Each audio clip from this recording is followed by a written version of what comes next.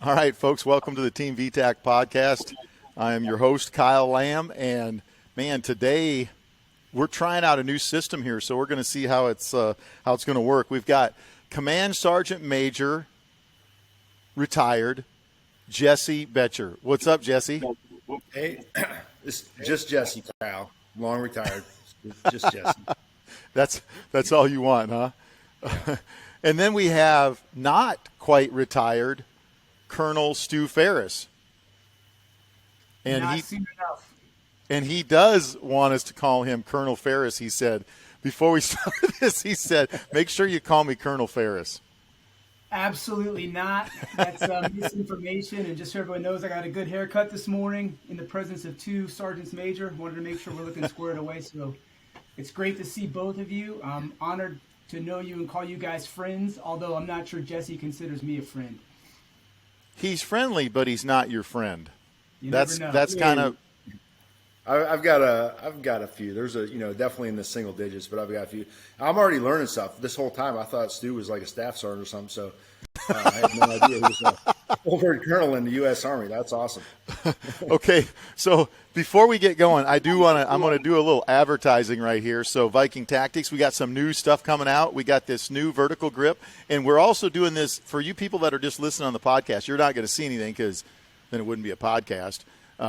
But for those of you that are tuning in on YouTube, you'll be able to see what I've got here. But we've got a new G10 vertical grip that we're doing, and G10 is as light as aluminum, actually 30% lighter than aluminum, but just as strong, and it won't transfer heat. This one that I'm showing on the video here also has an adapter that allows you to convert it from an M-lock attachment to a Picatinny.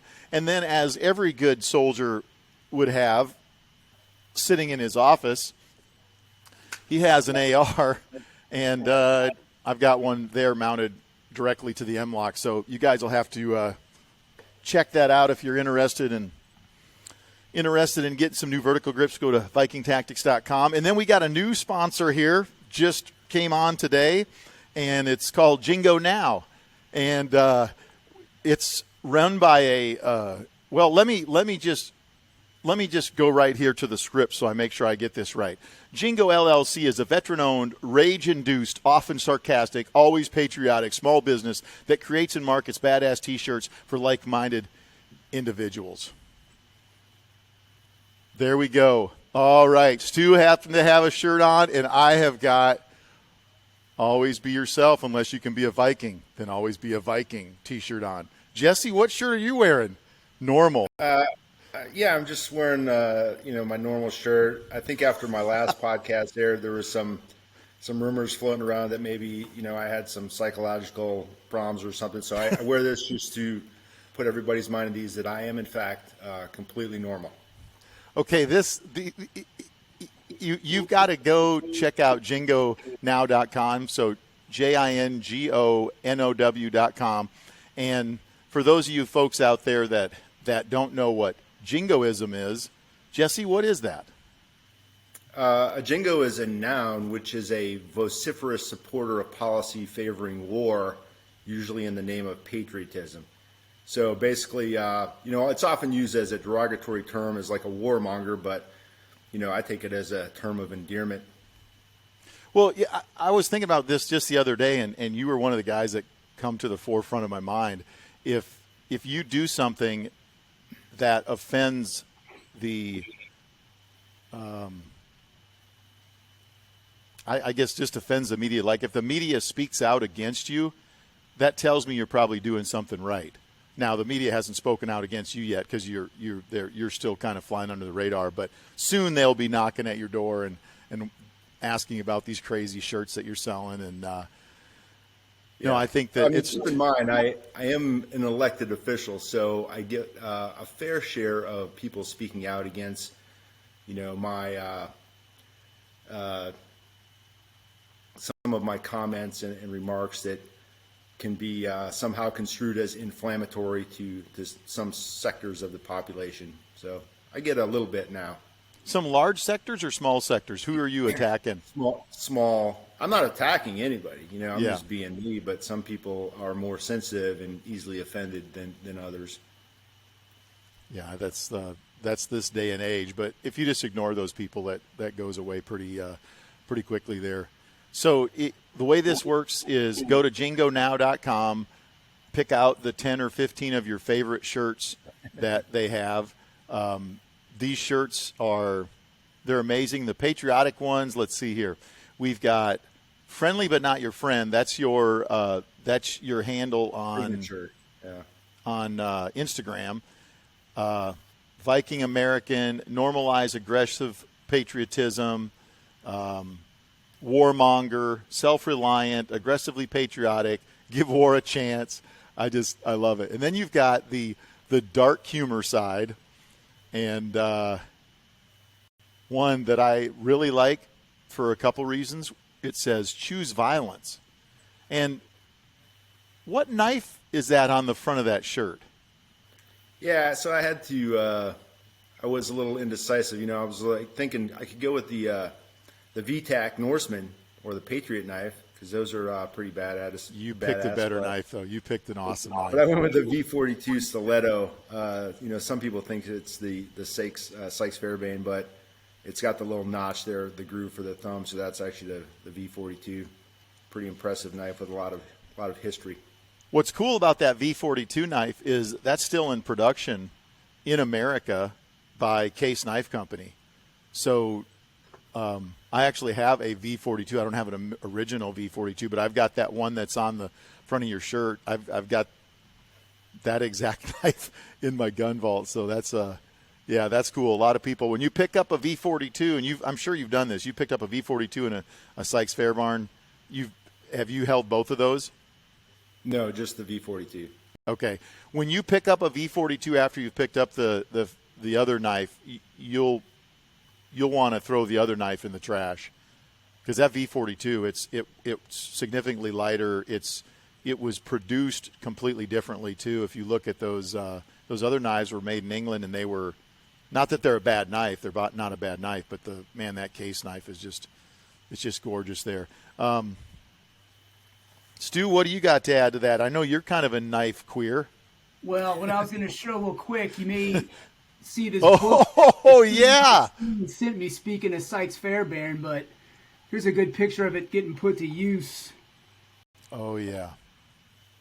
Now, there's actually make one of his shirts, but there you go. Yeah, there's actually a shirt like that has the Nazi getting stabbed in the side of the neck with the stiletto there. Those shirts are awesome. So there's women's shirts, men's shirts. You have any kids shirts yet?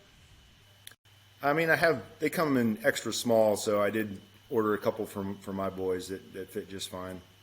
They're 10 and 12 years old, so no toddler shirts, no onesies yet. All right. Well, let's get right down to business. Stu, could you give us your background? Yeah, sure. Real quick. Special Forces officer, came in the Army in 1997. I was originally an armor officer.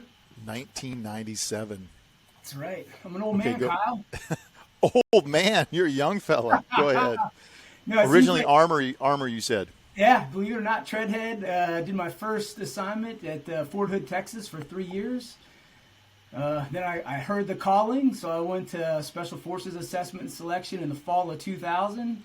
Got picked up for that. Ended up going to the 3rd Special Forces Group, where I spent probably the first half of my career. I did all my operational time and deployments in Afghanistan, so 6 trips there. Did 2 as a detachment commander, leading an ODA. My other 2 were as a company commander in eastern Afghanistan, and then as you move up, obviously you get further and further away from the guys. So I did 2 other trips there, kind of on the staff as an operations officer for the Combined Joint Special Operations Task Force. And then beginning in about 10 years ago, believe it or not, I kind of switched gears and went into the training side of things. And so I commanded the 1st Battalion, 1st Special Warfare Training Group, which is located out of Camp McCall, which oversees assessment and selection for Special Forces, as well as all the field training phases of the Special Forces qualification course. So the small unit tactics phase, SEER School, survival, evasion, resistance, and escape, and then the culminating exercise, which is Robin Sage, the big unconventional warfare exercise all Green Berets go to at the end. Then my most recent assignment, I was the commander of the 1st Special Warfare Training Group, which then has oversight of all of the Special Forces qualification course from start to finish, and then the Civil Affairs and Psychological Operations qualification courses as well.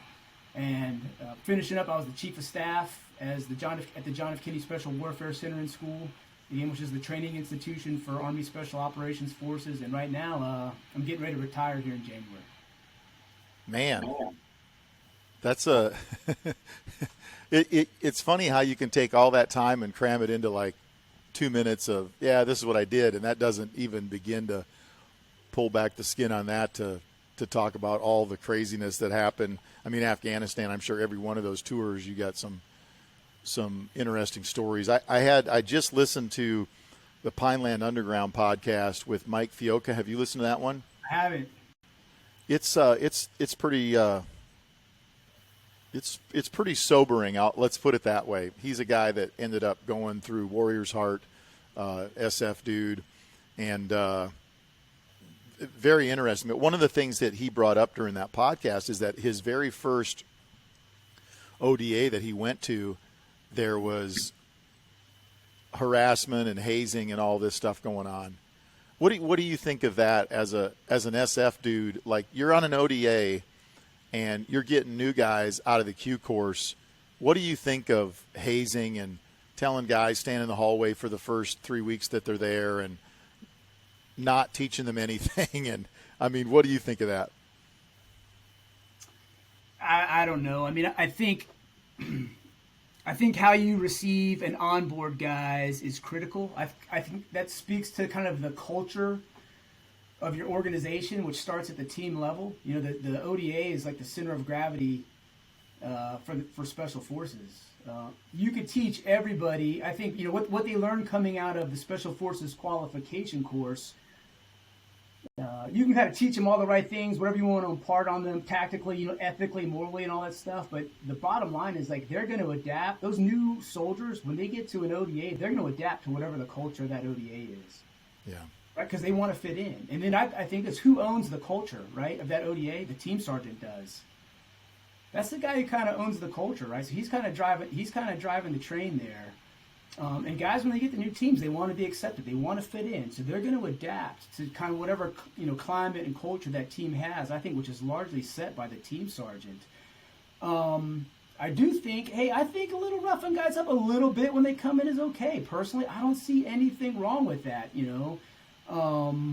Kind of a little trial period that you go through because you want to test guys' mettle. Now, obviously, you can take that a little bit too far and too extreme, and that's when things go bad. Well, when I listen to his story and he talks about coming to the team and not receiving any training, and they're fixing to go down range and then going to Afghanistan and having, and they're going and getting in contact. They're coming back and they're not even doing a hot wash about what happened on the battlefield.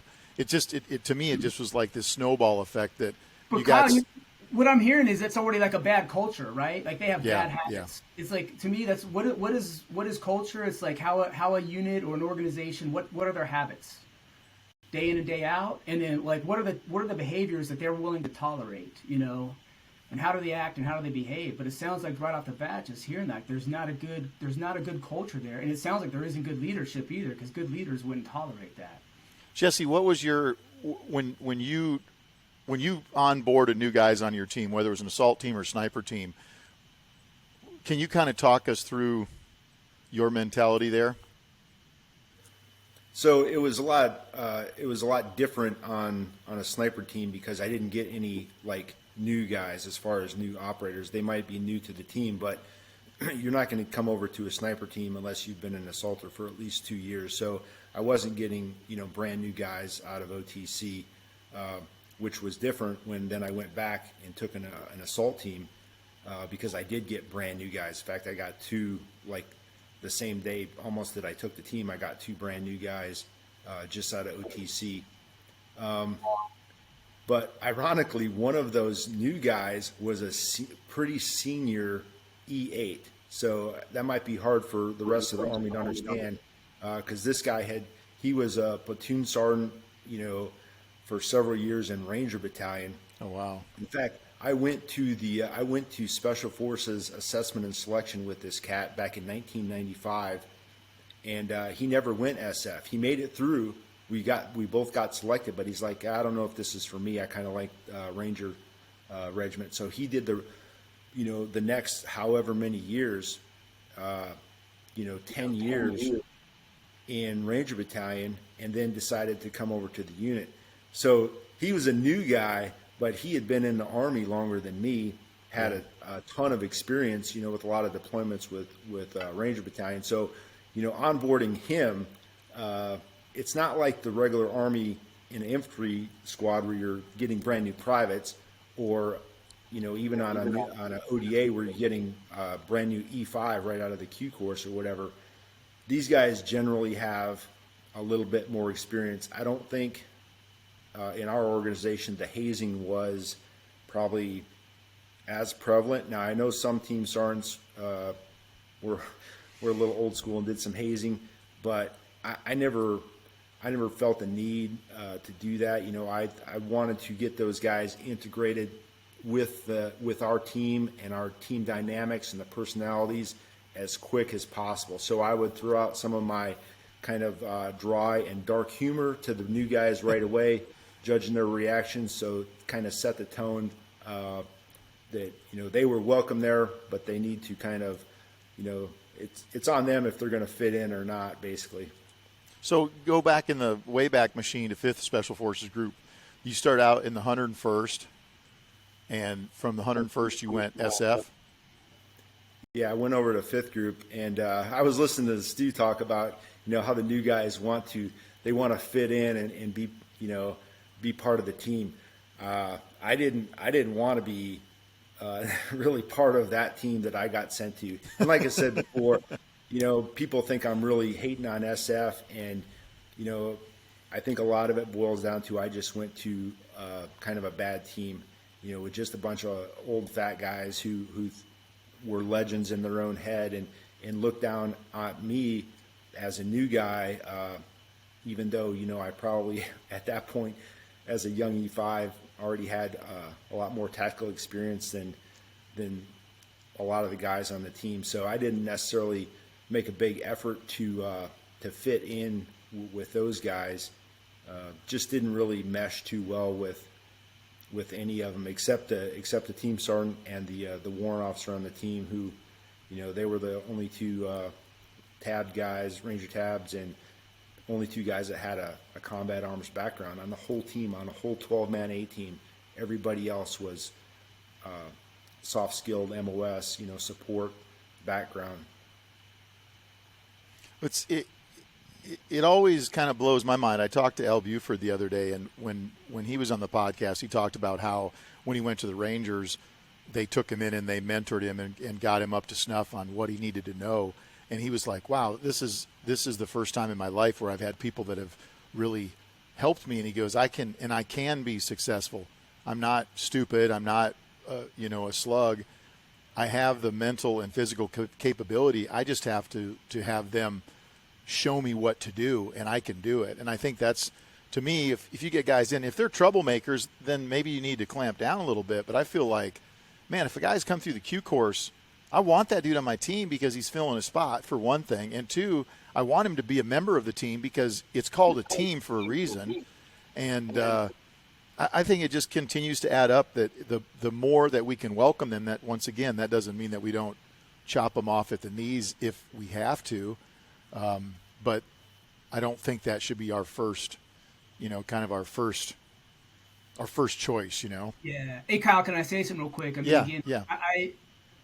I don't think you can overstate the importance of onboarding new people. And however you do, when they're coming to your organization, whether it's a team or at the unit level, let's say, that's the first snapshot, right? The first experience, the first exposure that they're getting to your organization, and that's going to set the tone for it. So I think it's good leaders make sure that there's good onboarding processes, and you're welcoming the organization and you're exposing them to the culture of your organization, how you want them to behave. Now, when it comes to hazing, let's say, that can kind of be a loaded term. Going back to the original question, I don't, Some units may have some little kind of rites of passage and little things like that. I think there's an acceptable level of that, but we know obviously when there's things that take it way too far, that's unacceptable, right? But anytime you get new guys to a team, you want them to feel like they're part of the team, and absolutely, especially, golly, if you're getting ready to go to combat, you've got to bring those guys onto the team and make sure they're trained and that you're looking out for their best interests, because they're going to be going on missions with you. And if they're not prepared and trained and ready for it, everybody's kind of at risk. So what we did before we started this yesterday, or I guess a week ago, I told you guys, hey, come up with a list of leadership questions, and we haven't talked about this. We kind of know what the questions are that each person has, but I'm going to start out here, and really what I'm trying to get for our viewers and listeners is just, are these questions that they've had, and if they have, what would your answer be to that person? And then, of course, we're obviously going to go down some rabbit holes here as we do this. But the first question I've got is, what's the most important leadership trait to you? And then how does that trait affect those that you lead and those who lead you? So this is something that I do a lot of, is ask, what's that word, your leadership word, but really, what's that leadership trait that is the most important to you? Jesse, I'll let you lead off there. So it's actually my one leadership word, if that was part of the question, would probably be challenge, even though my number one leadership trait, I think, would be to inspire. So I don't know if I'm a contradictory there, because those are supposed to be the same words. But I think that, by definition, if a leader is, you're trying to inspire those who you lead to do things that you want done, and maybe things that they don't necessarily, want to do initially. So to inspire them to want to do those things, whether it's, something important like taking that hill and accomplishing that mission of, killing a bunch of Nazis, or if it's going out and mowing the grass, that's part of it. And how I tried to, I'm not saying I'm a real inspirational type of guy, but, tools that I would use to do that was by trying to set a standard, a high standard for my guys to look at and maybe emulate. I can't be an overweight guy who's shoots bad and non-performing and is not competent at the skills that I'm asking them to do. I have to be an expert as well. So setting that standard, and then also challenging those soldiers, because like I've said before,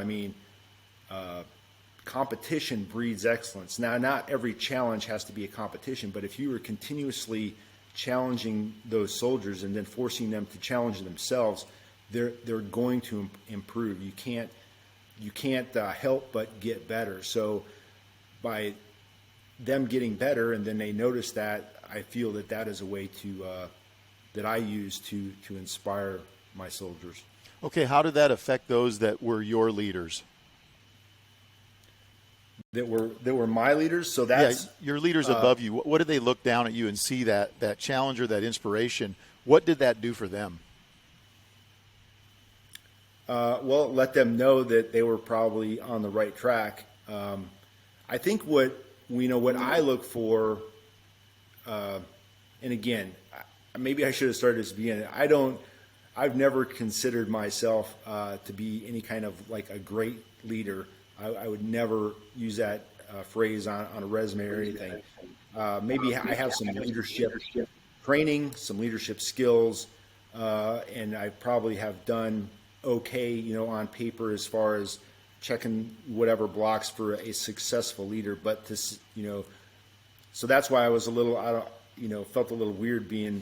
Well, so I'm gonna interrupt you, Jesse, because I was your leader. So maybe I can speak to this, because what I saw when I looked down at your team, I saw that you did inspire your guys, and it wasn't like hoorah rah, everybody hold hands and sing kumbaya. You made everybody responsible for part of that piece of the pie, and you were always training guys to the highest level possible so that they all were part of that team. So I saw that as your leader.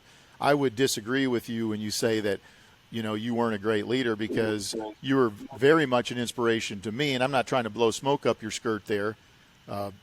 By the way, Jingo now is coming out with a new line of skirts pretty soon, so that's why I throw that out there. But you inspired us in those leadership positions. Guys like Tim Laddister and I, we looked at you and we said, okay, Jesse's going to get it done. And when we said Jesse's going to get it done, that had nothing to do with you doing the job. It had to with you having your guys on your team at a high enough level. You were just kind of herding those cats in the right direction. So I guess this is kind of a weird position because I was the troop sergeant major when you were a team leader, and that speaks volumes to me about what kind of what your mindset is. Guys who think they're really good leaders probably aren't. Yeah.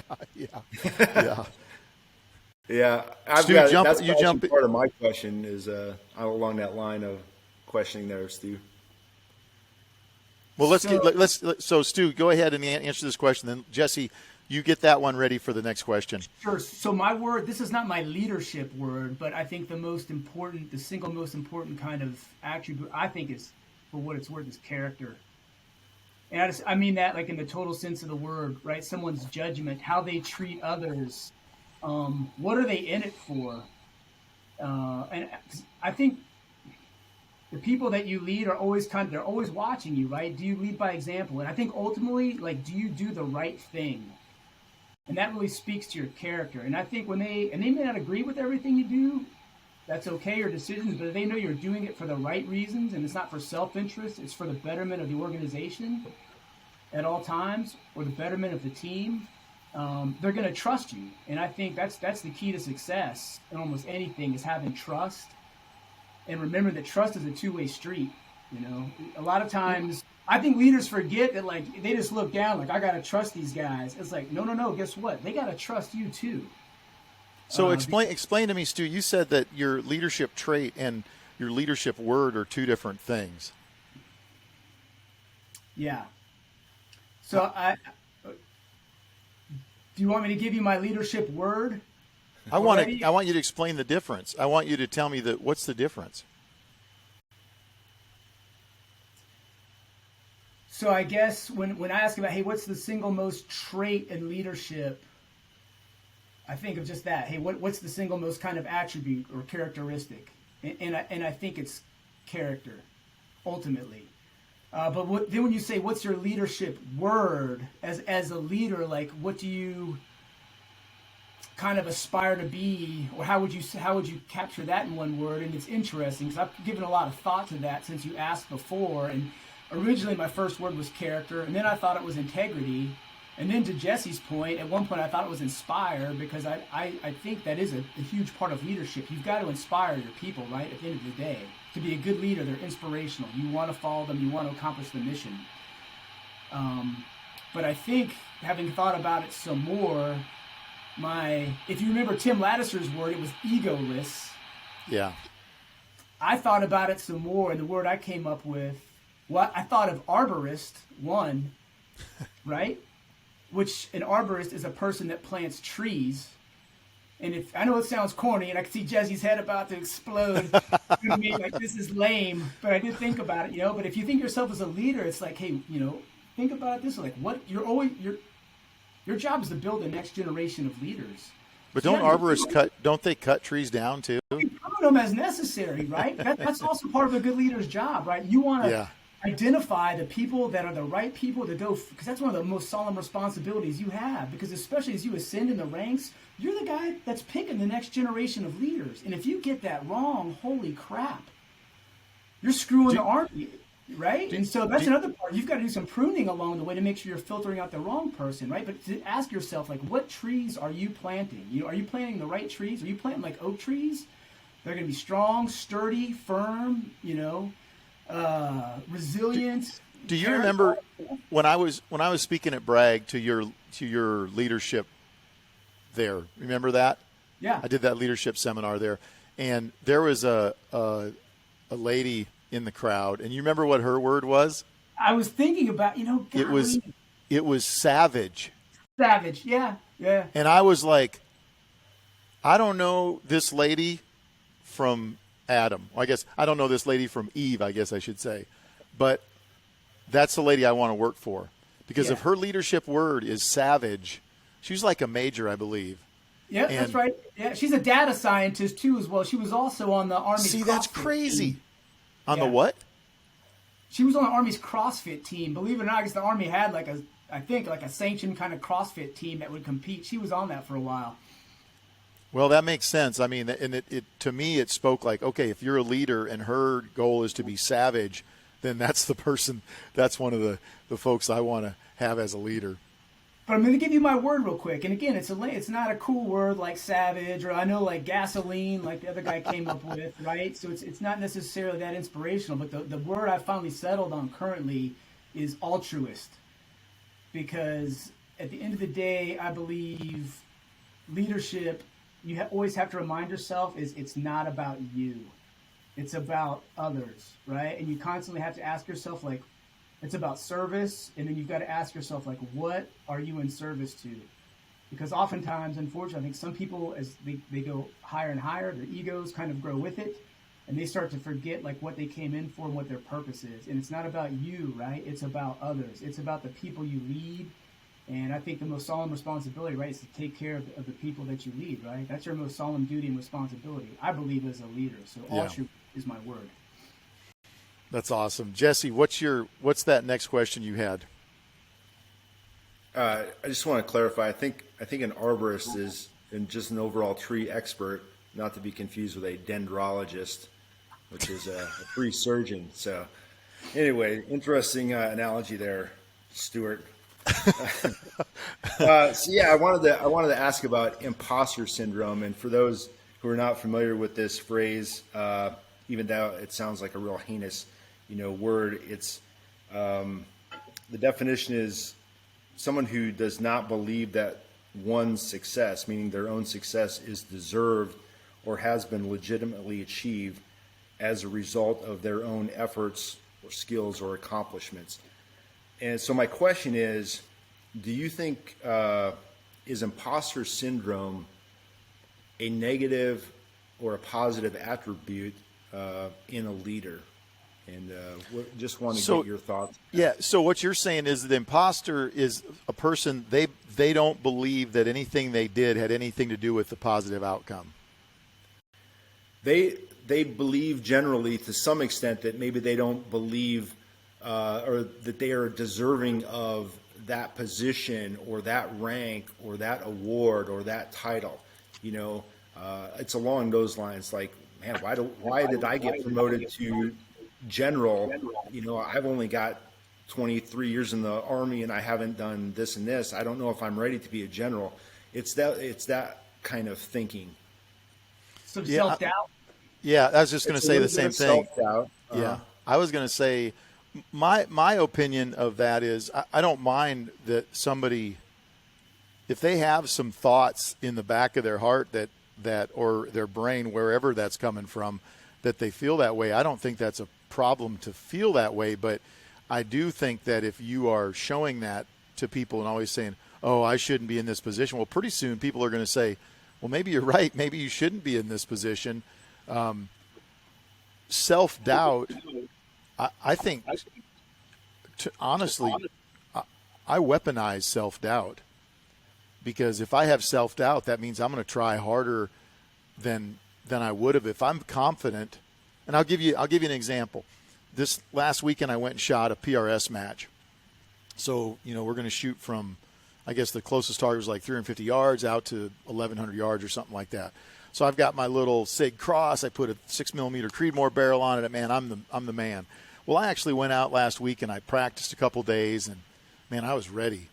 So I stepped up to that first stage, and instead of having self-doubt, I had self-confidence, and I had too much of it. And I think I hit 1 out of 10 targets on the first stage, and the first stage was probably the easiest stage I shot the whole day. And because of overconfidence, I didn't think through the process of, because I have to shoot differently with that gun than I would with an AR or with any of the other guns that I normally would run around with. So I have to change what I'm doing. So I wasn't thinking enough about it. So the next stage, I had imposter syndrome going on, because now I'm like, dude, I just sucked, and what's wrong with me? And the good thing is I wasn't blaming my equipment, because I knew it was me, because the gun was shooting a nice group. It just wasn't a group on the target. So that was the problem. And some of these targets that we're shooting are, at 500 yards, they make you shoot a 2.5 inch by 2.5 inch square plate. So that some of these targets are really, really small. So I think some self-doubt, some of that I think is fine, as long as you're not. Man, I hated when I had, the last thing I need to do is go to my commander and say, no, sir, you're actually doing a good job. I don't need to do that. That's not, I'm a subordinate. That's not my job to do that. I would say that maybe when you are in a leadership position, maybe you should go down to some of the folks below you. Sometimes they do need a pep talk. Maybe they're down and out about whatever it might be. I can remember a specific time on the battlefield where Jesse and I were together, and our CSM called me the next morning, because we had a kind of a rough night the night before, and he basically called me and said, hey, man, you guys are doing awesome. Continue with the fight, because he knew that the things that had kind of went wrong for us, we didn't plan that. We didn't try to make things go wrong. It just was – it's what happens on the battlefield sometimes. And him calling me and saying that put me back in the fight way, way quicker than if he would have said, what in the Sam Hill is going on, and what's Jesse's guys doing, and what's this? There was none of that. He said, hey, man, how's Dean? I said, he's good. He's going in for surgery. And then he said, roger that, just continue with the fight and keep doing what you're doing. So that's my opinion. Stu, what do you think? Here's what I think. I think first you have to believe in yourself, right? You should always believe in yourself. But I also do think that some self-doubt is a very good thing and a very healthy thing, because I do think if you ever get to the point where you feel like you've arrived, so to speak, and you've got it all figured out, that should be a red flag to you. You should always have like a little bit of uneasiness, and I think that's a good thing, because that's what keeps you on edge and keeps you hungry and keeps you wanting to learn and to improve and to get better. And the other thing, I've been in situations before, if I'm perfectly honest, right, where I felt like, holy crap, man, I may be in a little bit over my head.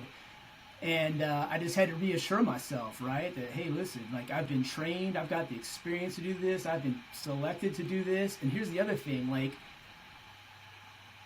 I've got a whole team that's going to work together to make us successful. Like, the weight of the world isn't on my shoulders to solve every problem and to figure everything out. Like, I've got these super smart dudes that are here. They're the ones that are going to get the mission done, right? I just have to, empower them and kind of harness all of that organizational experience that they have, and the wisdom and the intelligence. They're usually the smart ones, right? My job is just to harness all that, right, to accomplish the mission. So one of the things I hear a lot is just go back to the basics. Jesse, what does that mean to you? Like, go back to the basics. Like, if you're that guy, if you're the one that's thinking you might be a little over your head, and you think, okay, go back to the basics. What does that mean to you? Skill level 1 stuff that that is, you don't have to think about. It's those automatic responses, immediate action drills. It's going back to shoot, move, communicate. What do I need to do to help save my men and maybe myself and complete the mission? To get shot less. It's skill level 1 stuff. What I think of. So for you guys out there listening, just so you know, Jesse was at a very high level in the unit. Went on to, what was the thing you did in DC? What was it called? Congressional Fellowship. Yeah, Congressional Fellowship there. So that's a huge deal. Then went on to be the CSM of one of the battalions for 10 Special Forces Group. So just think about that. At his level, instead of worrying about painting rocks and sharp training, he's thinking about, let's get back to the basics. And that's what always gets me. Like, I just had a conversation with a mutual friend of ours, and he said he was talking with the CSM of the Army, and they were talking about sharp training. And to be honest with you, I don't even know what that means, but training that has to be done, and you have to go online and whatever. one of the officers at a very high level, was a general officer, I believe, he said, "You guys really do that?" So you have the two conflicting sides there. You have the leader at the top level, and maybe he's more of a manager than a leader once he gets to that position, which is fine. What did Tim Laddiser tell us? He said management and leadership, the only difference is management involves numbers or math. Management involves math.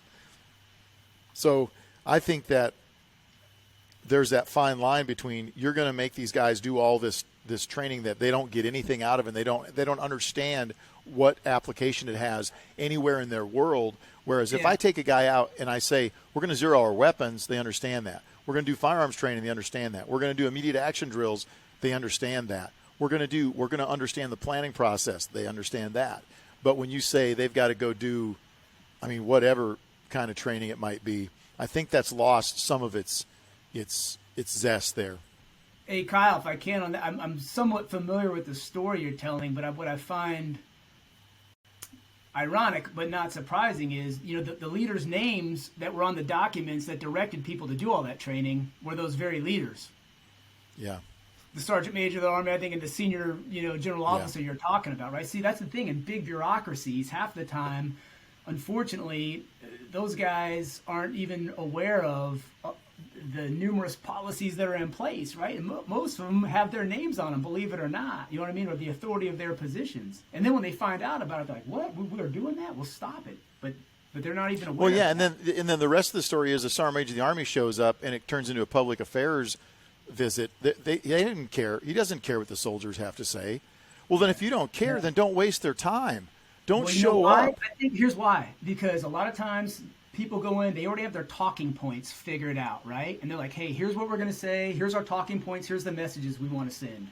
So instead of going there in receive mode and actually listening to what the audience is saying, whoever that is, and then engaging with them in like an honest dialogue back and forth, they just shut that out and want to stick to their talking points. This is what we came to talk about. We're not going to deviate from the script. This is what we're going to say, and then they leave. Yeah, and that's sometimes difficult because you do have to go in prepared. Yeah. But you can, no like you said, no plan survives contact with enemy, right? So you go in there with like your kind of your general concept. Hey, this is what I hope to accomplish, but you got to be ready to adapt, right? Because it becomes a two-way range, just like it does in combat, Yeah. And then here's what I think. I think if your audience, whoever that is, they're smart. Like if they see you're just there to get some talking points across and then leave and not actually hear or listen to what it is they're saying and actually engage with them, you kind of start to lose. I'll go back to the trust word, right? It's all. I think at the end of the day, leadership is all about trust. Like if you really want to be an effective leader, and if you're not really, if they don't feel like they're being listened to, then you're probably going to start losing some trust. So, Jesse, did we go far enough down? Yeah, go ahead. Well, I just wanted to clarify on that imposter syndrome thing. So I wasn't talking about like a guy who's like so insecure that he's verbalizing that. He's like, talking to his staff or his, his counterpart, whether it's the sergeant major or the colonel or whatever, and verbalizing that self-doubt, like, oh, I don't belong here. I don't know what I'm doing. I'm not sure about this. What I meant was having some feelings of self-doubt. And I guess what I'm saying is, like, I have experienced that. I mean, there's some ranks I made really quickly. I made E7 in 7 years. I made E9 in about 16 years. So when I find out I make the E9 list, I'm like, shit, I've only got 16 years in the Army. Am I ready to be a sergeant major? Like, sergeant majors are really old, crusty guys that know everything. I don't know everything, so I don't know if I'm ready. So, but I would never verbalize that. I was just talking about having some of those feelings. And I guess, and I was a team leader in the unit at 4.5 years. Normally it's about 6 or more. And at 4.5 years, because of a series of events, they're like, hey, Jess, you're a team leader. I'm like, I wanted to be a team leader, but then once they pinned that patch on me, I'm like, man, am I ready to be a team leader in the unit and in charge of these other high speed guys? But nobody on the team knew that. You didn't know that. It's not like I verbalize it. I guess it's like being a jump master. You can be scared out of your wits as a jump master, but you can never let that show to the jumpers. You have to remain calm and composed no matter what. Otherwise, to instill that confidence in your men. So that's where I was going with that, just having feelings of the self-doubt. And just so I did a little research on that, and I was a little surprised to find out that many leaders with imposter syndrome end up working harder and holding themselves to a higher standard. So like what you said, Kyle, you tend to try harder if you have a little bit of self-doubt.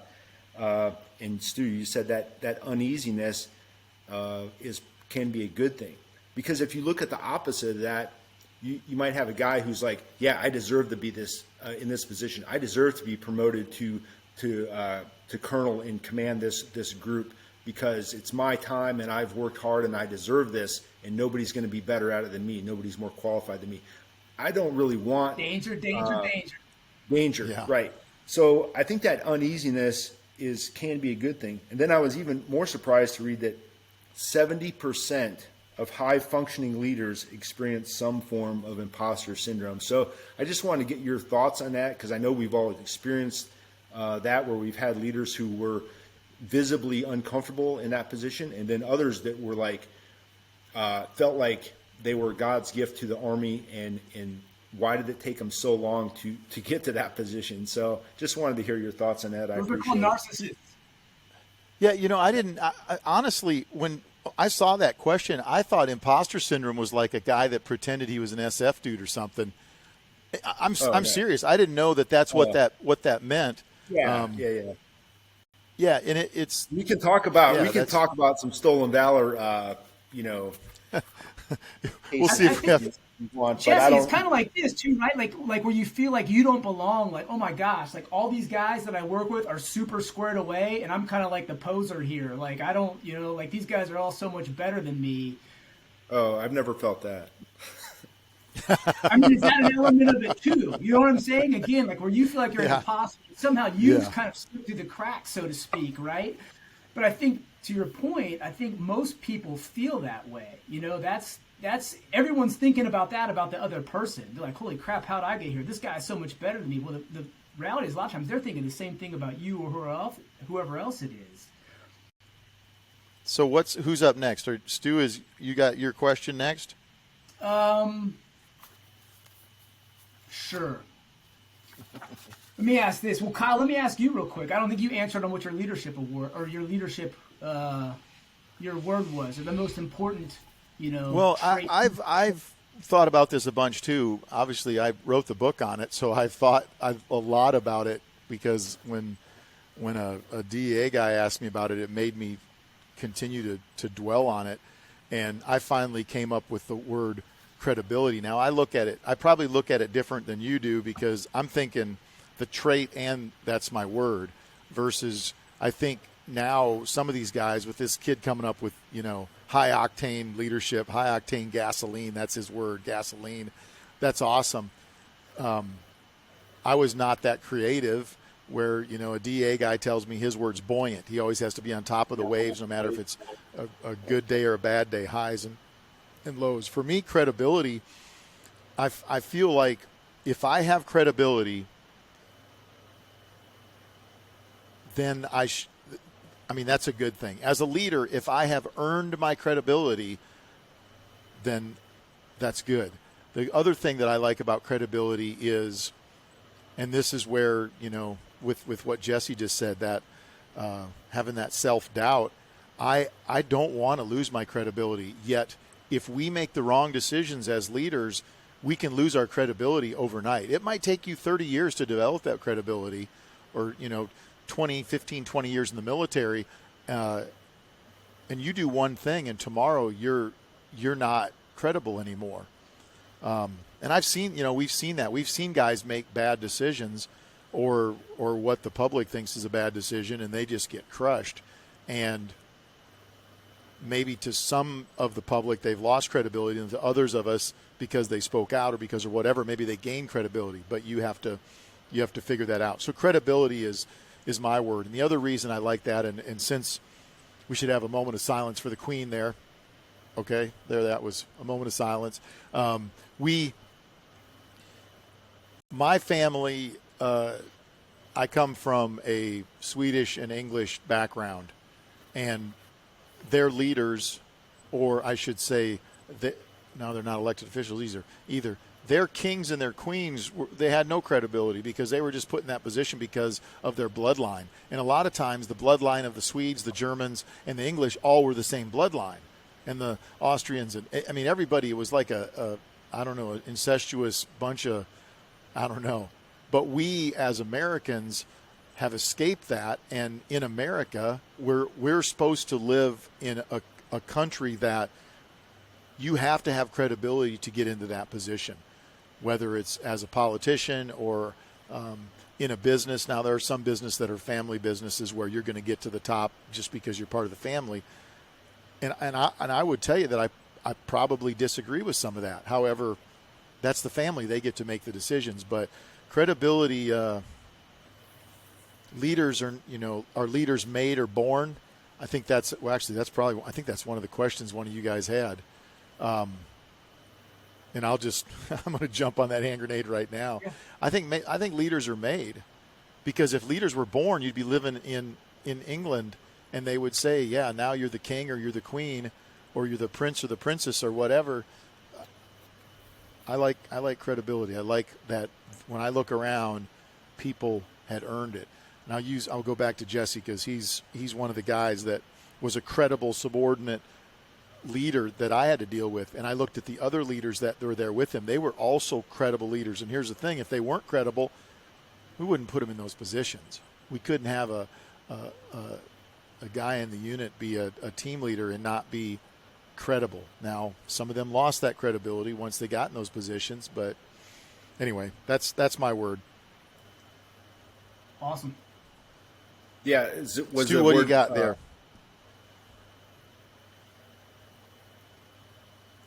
What's that, Jesse? Go to the next question? Yeah, go to the next question, Stu. Okay. Hey, I'll ask you guys, when you guys were leaders, like how did you measure your success? Like how did you kind of qualify or quantify your success as a leader?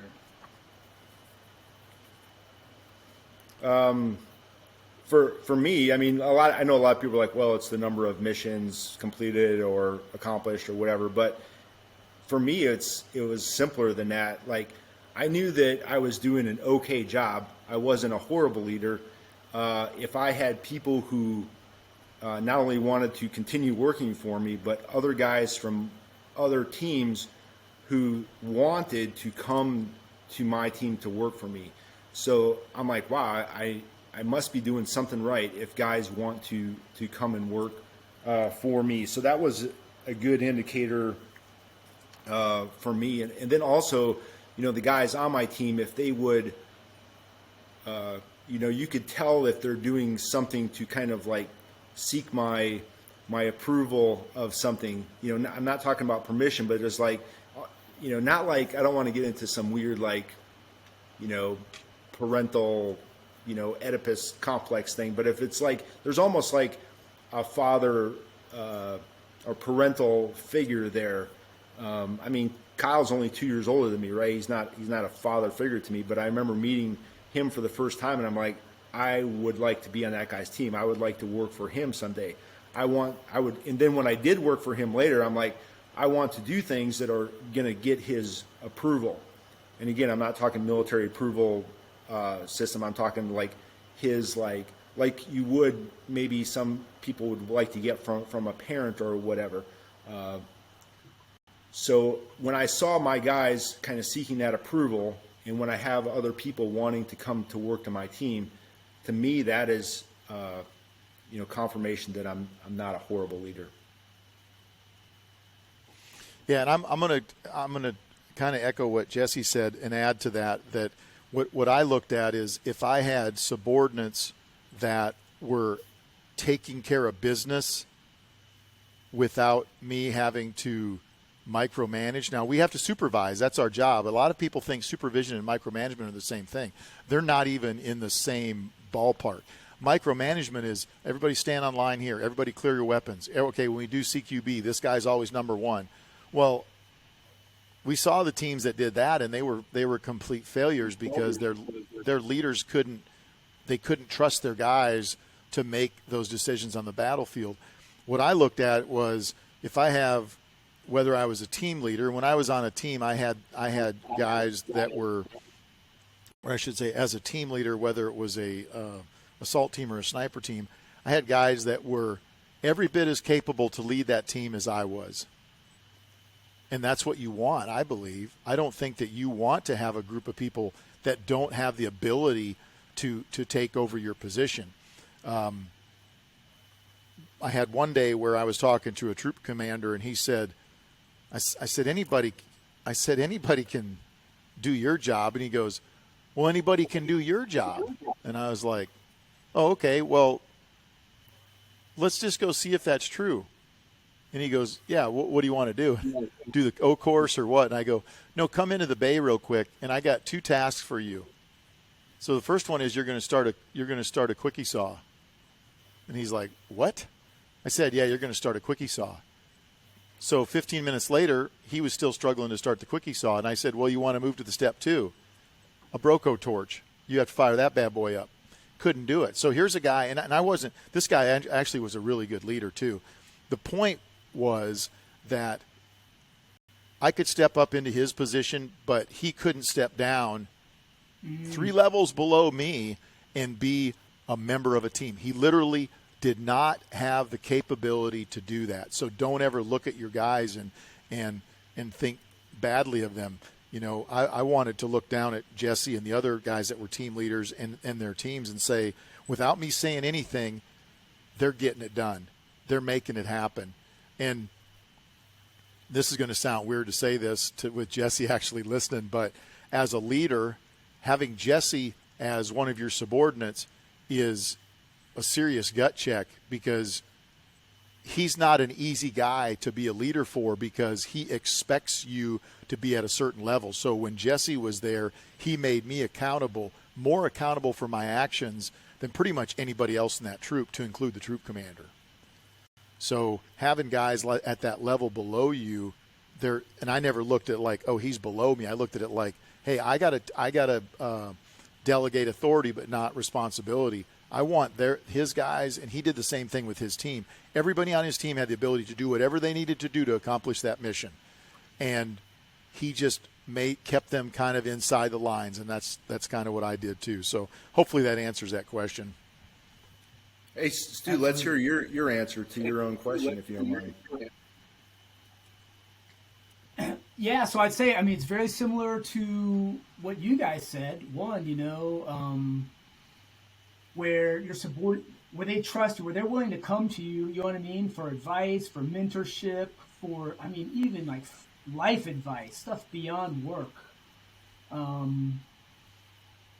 Where they're able to, again, do their jobs on their own, right? Without you looking down their neck all the time. And that that, hey, if you were out for however long, they could bump right up and take your job, no problem, right? Not even your job, maybe even the guy above you's job, right? And then the last thing I would just say is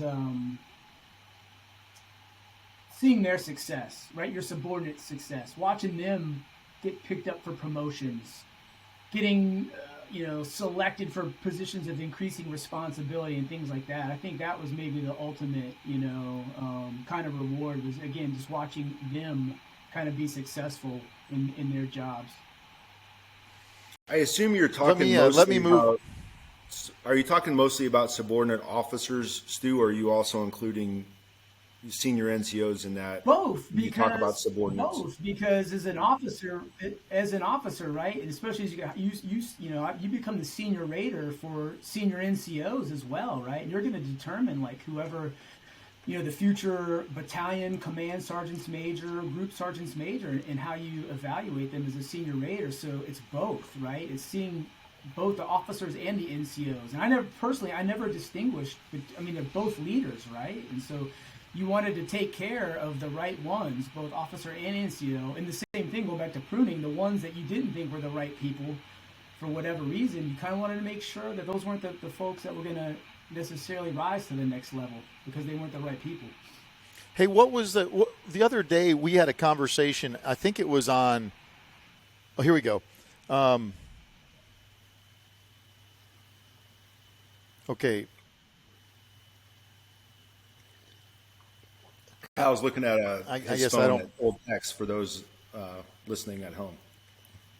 Yeah, sorry. I'm trying to find this text so that I can kind of tell you. So here was your comment, Stu, and I don't remember how we got you fired up about this, but I do want to. I know what you're going to say. Go ahead. Okay, you said, not y'all's fault. I blame the officers as well. That's the incentive structure they've built for NCOs. Can you explain that to me? Well, here's what I think. When you've got, whatever system you're operating in, and when there's promotions, advancement, those type of things, it all comes down a lot of times, how do people behave, right? A lot of times it's based on the incentive structure.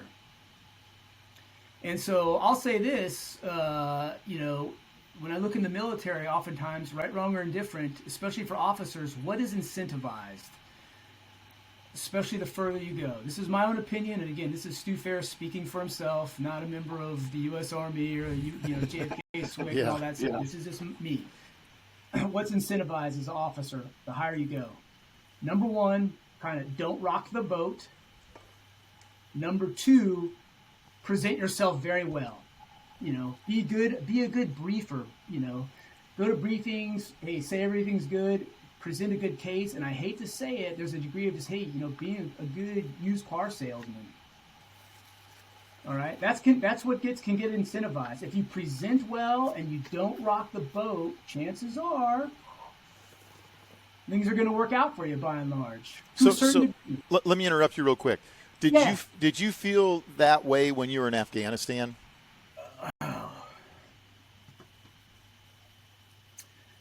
Here's what I think. In Afghanistan, obviously, like when you read, if we were doing all the things that we told ourselves we were doing in sit reps, this, that, and the other thing, what was getting reported up in briefings, when congressmen would come over and visit, when various senior leaders would testify before Congress, if we were actually as successful as we told ourselves we were, that place wouldn't have imploded in 36 hours, right? Yeah. So that should tell you something right there. This is my opinion. Yeah. So what's incentivized? My opinion. People are going to adapt to what they believe is incentivized. Don't rock the boat. Tell a good news story. Brief it well. What I've seen, when we were talking about the NCO side, and again, my own opinion, I think over time what we've done, we've incentivized in a lot of senior NCOs is to be more like officers. And to be in more meetings, to be in the office, to present well, to not rock the boat. When I would argue, like, the senior NCO's main job is to counterbalance that officer. Yeah. And to kind of be the voice of reason, knowing that some officers, that's what they're going to want to do, right? They're going to want to tell how great their organization is, how great everything's going. Hey, if my boss likes it, I like it a lot. If I had a wooden nickel for every time I heard that phrase, I probably could have retired about 20 years ago. And that used to scare me. When I used to hear senior leaders say, well, my boss likes it, I like it a lot. Because what if your boss has bad ideas? Yeah. Or they're not good, or dangerous or things like that. But see, those are the people to me that are in it for a career, and they're just kind of looking out. They don't want to rock the boat because they're like, hey, I don't want to put myself at risk or maybe my own upward mobility. And I think, the job of the senior NCO at the end of the day is to be, number one, the senior, the most experienced leader in that unit, and the guy with common sense, and the guy that's always guarding against that. And he should be the check and balance against that officer who might want to go in the wrong direction or is just working to please his boss. And unfortunately, what I've seen is, as we've created these higher and higher senior NCO positions, they become more officer-like. They're less in the field. They're more behind desks. They're more at meetings. They're more about emails and that type of stuff. But that's what's gotten incentivized. So the guys that want to continue, that's kind of what they have to do if they want to continue up to some of these nominative positions. Just my opinion. Okay, so how do we fix that? How would you fix the officer side of things? What would you tell these officers if they had to get this right? What would you say, okay, from here on out, you're going to do this or this? Well, a couple of things. To fix things, I think it starts with accountability, right? So until people start getting held accountable for maybe kind of being disingenuous, not being fully forthright, maybe painting a rosier picture than it really was, that behavior will continue, right? I would tell people, get out of the office. As a leader, your job is not to be in the office just kind of receiving reports and then sending it further up the chain, maybe filtering those along the way and stuff like that. You've got to get out of the office. You've got to know your people and see what's really going on out there. And then you've got to have the moral courage to really tell the truth. And that's what has to be incentivized, I think, right? Is honesty and candor, and that goes back to integrity, right? Like, in my opinion, we have to incentivize integrity, because too often I've seen the guys that truly had integrity, and when they spoke the proverbial truth to power that everyone says they want to hear, they got shot down for it. Yeah. And when they got shot down for it, one of two things happened. Then it got taken out on their evaluation, and they got kind of cut off at the knees, and they were never willing to advance, or it disenfranchised them so much, they said, okay, look, I'm getting out because I did the right thing. I'm in an institution that values doing the right thing, and integrity is a core value. I just exercised that, and I got killed. I got shot in the face for it. Our values, our actions aren't aligned with the audio doesn't match the video. Yeah, and the sad thing is, if you look in the leadership manuals that the Army has, they say, this is what we want, and that couldn't be farther from what they want in some of those commands there. Jesse, real quick, when you were the CSM of 1st Battalion, right? Yeah, 110. Yeah, first Battalion of 10 Special Force Group. What were the struggles you had in that position to do that, to remain loyal to what you wanted to do and not get sucked into, hey, we expect this, check the block type deal? Yeah, I didn't do well at that. I got sucked into that whole thing Stu's talking about, where I'm expecting to behave and act more like an officer than a senior NCO.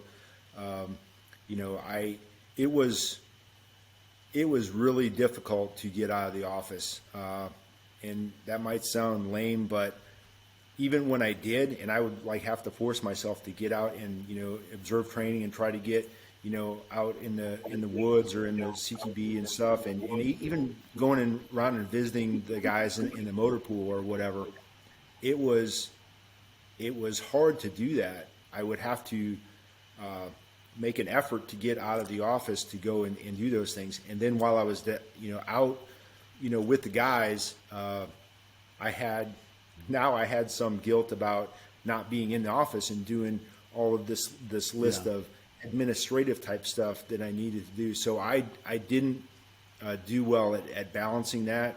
I probably wasn't I don't think I was probably the best CSM. I mean, for a lot of reasons. I mean, when you think of a sergeant major, right, he's the guy who's instilling the order and discipline and, making you paint rocks and all that stuff and don't walk on the grass. And here I am, hands in my pockets, hat cocked back on my head, walking across the grass. I was probably not a good example of your average Army command sergeant major. I did get selected the guys for in a 10th group, position. The guys in 10th group, they have a slightly different story to tell about you than you tell about yourself. So I think you did pretty good according to the guys on the ground there, at least the guys that I know they're back at Fort Carson now. But let's move. I'm gonna get to the next question here. We've been going for a little over an hour, so I think we might end up with kind of a two-part deal here, but let's move on here. I think we're at the second question that I have, so we got plenty of questions here. So my question is, what's more important, academics or experience? And if experience is important, why do we judge according to academics or promote according to academics? And I have more to add to that, but I want to leave it at that. So academics versus experience. Can you guys talk about that? Stu, why don't you hit that first. You want me to go first, Jeff? Yeah. Go ahead, Stu. No, go ahead. Go ahead, Stu. I would say experience hands down over academics. day in and day out. I think academics can be useful as a supplement to experience, but in my opinion, there's no substitute for experience. That's where the real learning takes place, right? You can go to an academic setting, you can read books, and I think that's extremely important, right? If anyone's professional, whatever member they're a profession of, right, they should be a student of their profession and constantly reading and learning about it. And that can definitely help you develop as a leader and how you make decisions when certain situations arise that you may be confronted with. But at the same time, I think there's no substitute for actual experience. It's one thing to read about it or to learn about it or to study it, but a lot of that is theory. And it's the practice, putting it into practice that really matters. And that's why I would take personally experience over the academics almost any day of the week. Okay, so then why has it got to the point where if you're going to get promoted in the military as an NCO, you have to have a college degree versus the guy that has the experience? Kyle, it goes back to what we were saying earlier. I think we have largely taken the NCO professional development model and made it almost mirror in officers. And again, I'm not saying I think we really need smart non-commissioned officers. We need well-educated NCOs. One of the best things about working in SOF is that most of the NCOs are darn near as smart, if not smarter than a lot of the officers are, right? They are. That's extremely important. But sometimes we start to confuse the roles of them, and I think that's kind of what's happened. I had another thought. Let me go over to Jesse real quick, let him answer, and then hopefully I pick it back up. Okay, go ahead, Jesse. Yeah, I mean, I can't imagine anybody would say academics are more important than experience in our Army, except when it comes to, lieutenants, of course. And what I mean by that is a guy gets promoted to second lieutenant straight out of, the academy or ROTC or OCS. Well, not OCS, but we'll say out of ROTC, who has basically zero military experience other than a little bit of field training there at college or whatever. So, and especially in our organization, college experience matters more than anything there. It's based off of the experience you have in the unit, in the building. But I did notice, and you can probably speak more intelligently on this because you sat on a promotion board. I don't remember was it for E8 or whatever, but so you had to look at and evaluate whether these NCOs had college credits. Maybe not a degree, but I'm sure if they did have a bachelor's degree as an E6, then that's probably going to put them above their peer. Everything else being equal, the guy with the college degree is probably going to be placed a little higher on the list. And I don't really agree with that. I did finally get my bachelor's, but after I had made E9. So at least during the GWAT, I don't know if the college credits, mattered as much as a deciding factor whether you're going to get promoted or not. I fear that now that the GWAT is over, that that's going to rate higher on that list of attributes. But during the GWAT, things that like how many awards does this guy have? General officer awards. How many MSMs, Bronze Stars? Those things were rating higher than college credits, I think, during the heat of the global war on terrorism, because, especially if you'd been at war for 6 or 8 years, and this guy has 0 Bronze Stars, or MSMs, or DMSMs, or whatever general officer awards, then that could be an indicator that maybe he or she hasn't deployed that much and doesn't have that much actual, experience, not just combat experience, but I mean experience in general. So I think now that the war is over, we might see a bigger push for exactly what you're saying, where they're going to put academics ahead of experience. One good news story that I read recently was the Sergeant Major of the Army announced, I guess, that NCOs no longer have to do their online training for their NCOES. NCOES is the Non-Commissioned Officer Education System. It's kind of an online program you have to take before you can get promoted to the next rank. And apparently, what I read is the Sergeant Major of the Army said, "Hey, this is crap. It's distracting from your training. So there's not a big push to even complete that online training. So I don't know if that's true or not. Stu, you might have more to say on that since you're still an active duty dude. I don't know about that, Jesse, but what I wanted to tell Kyle came back to me, so I'll just tell this real quick, and it speaks to this, and it speaks to incentives as well. So a few years back, and this was probably when Jesse was still in, actually, he may be aware of it. It was never enacted, I would say, fortunately, but the headquarters that kind of oversees personnel policy, both officer and NCO and career development models and whatnot, came up with this idea of, for the NCOs, we're going to have this kind of stair-stepped development pattern where they defined it as you're an apprentice, then you're a journeyman, then you're a master craftsman, right? And those were kind of the three levels. And then they categorized each, hey, an apprentice, you've got these schools, this education, blah, blah, blah. Then to be a journeyman, you have to have gone to these schools, and you've got this education. And then to become a master craftsman, you've got these schools and this education. And it's all going to be tied to additional pays and this type of stuff. Well, when you actually look at it, all right, so a good friend of mine that was a sergeant major at the time, he started to look at like, hey, and this is a guy who had numerous, combat deployments. He didn't have a whole lot of schools. Why? Because he was in combat all the time, getting real world experience, right? He was, if you looked at the rubric, they had it laid out, he was a freaking apprentice, right? Meanwhile, if you go down the hall to the E7, who was a marginal performer, and this is a real world guy, who had all the badges, all the schools. Why? Because he hadn't gone to combat. He always found ways to get out of it. And he looked good on paper. He had all these schools. He had, all this education. Not a very good leader, but by the metrics they'd come up with, by definition, he would have been a master craftsman. So again, it just goes back, and they never ended up putting that into policy, but they were on the cusp of it, right?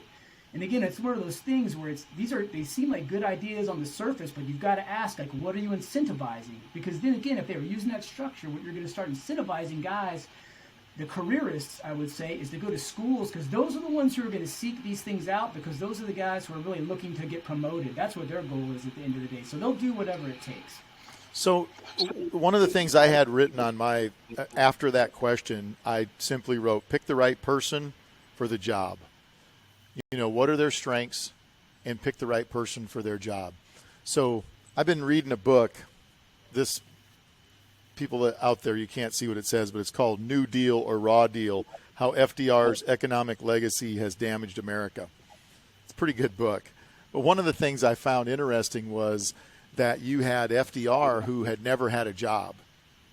He literally never had a job. So up until he became president. So had college out the wazoo, could never run a business, never made a profit, didn't understand that, but he understood how socialism worked, and he also understood how getting his thumb on people worked and how he could get votes by, not giving them money, using the stick versus the carrot there, I guess. The guy that replaced him after he was elected to his fourth term was Truman. And Truman never graduated from college. Now, I'm not saying that Truman was my favorite either, but Truman, there's a lot of good things that he did, and a lot of stresses that were put on him, and a lot of that goes back to what he had. He had been an officer in the military in World War I, been an officer without having a college degree. He'd also worked on a farm, grew up on a farm, or I don't know if he grew up on a farm, but he worked on a farm, and he had businesses that had actually he had a haberdashery that had failed in his hometown. He was an interesting guy, but my point is that this guy ended up, I think, making more educated, well thought out decisions because of his life experiences versus having a college degree. So the reason I wrote that question, because to the people that are out there listening, when you look at the people that you have working for you, I hope that you will pick the right person for that job, and not pick that person because of their education versus their experience. And you won't pick them just because you want to put them in that position so they can check a block so that then they can move on to the next position. Because that's another thing that's very offensive to military and law enforcement, especially in law enforcement.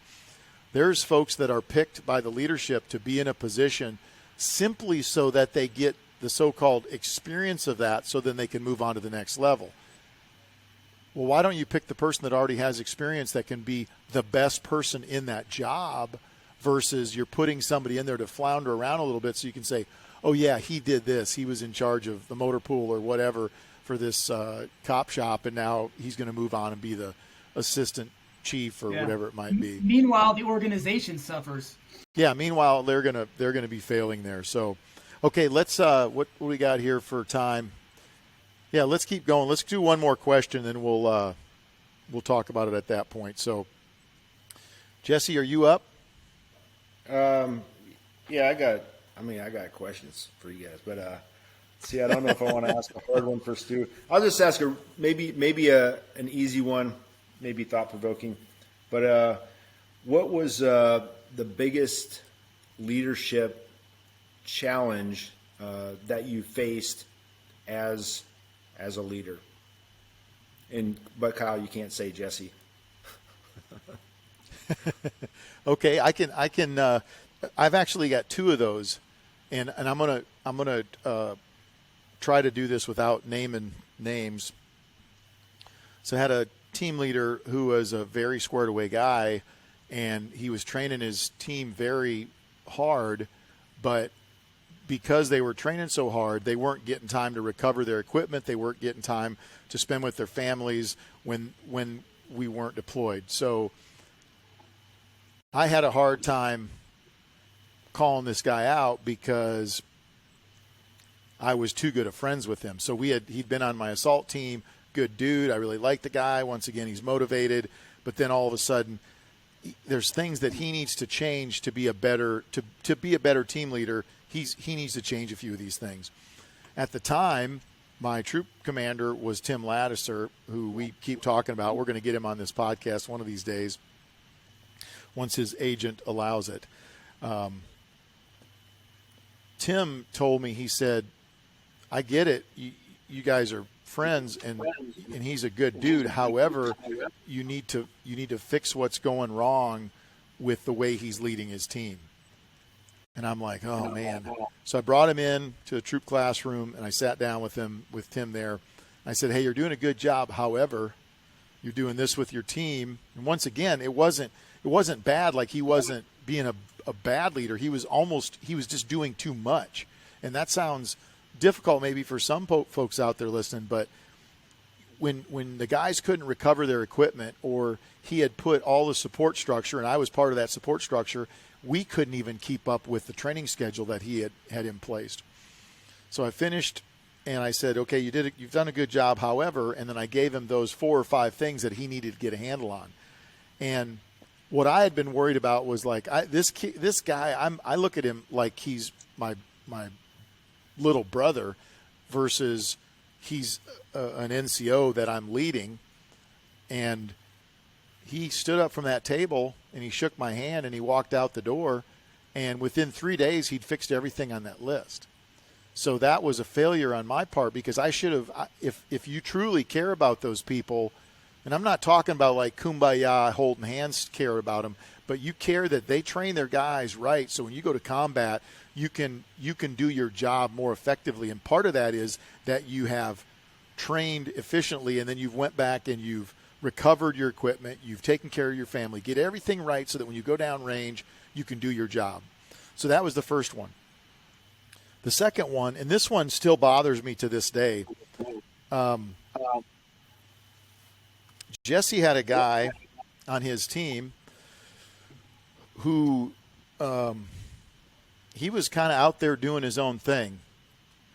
And the problem was, he was a very good dude and he was a very talented guy, but you can't, there comes a point sometimes where guys can't just be doing their own thing. And I remember one day I called this guy into our team room, and I had been told by the CSM, he's like, you guys got to get a handle on this dude. Okay, now this is Jesse has not, I wouldn't say Jesse lost control, but we're having a hard time controlling this cat. And I'm the troop sergeant major, and I'm having a hard time. And it goes to the point where the CSM of the squadron is like, you need to get a handle on this dude. So I bring him in the team room there, not even in the troop classroom, nothing like that, just in the team room. And I said, dude, and I basically laid it out there, and he got mad, and I said, hey man, I'm on your side. I want you to be able to do what you're doing, but you've got to get back and be part of the team. You can't just always be out there doing your own thing, because it's disruptive to us accomplishing the task that we need to do as a team, as a troop, as a squadron. And he was mad. And I'm like, hey man, the alternate is the other side of this is that the Sergeant Major wants to fire you right now. So I told him that because it was the truth, but two, it's like you need to get scared straight. Like you need to get back in line and do what needs to be done. Well, I don't know that he ever listened to me, and I don't know if he ever ended up listening to Jesse or not, but years later, I came back to the unit, and I ran into this guy, and I wasn't even in the Army anymore. And I ran into him in the spine there at the unit, and I said, hey, how's it going? And he kind of gave me this look, and I said, dude, what's up, man? And he's like, why are you even talking to me? You hated me when you were in the Army. And I'm like, whoa, dude. Now, once again, I'm a civilian by this time. I said, hated you?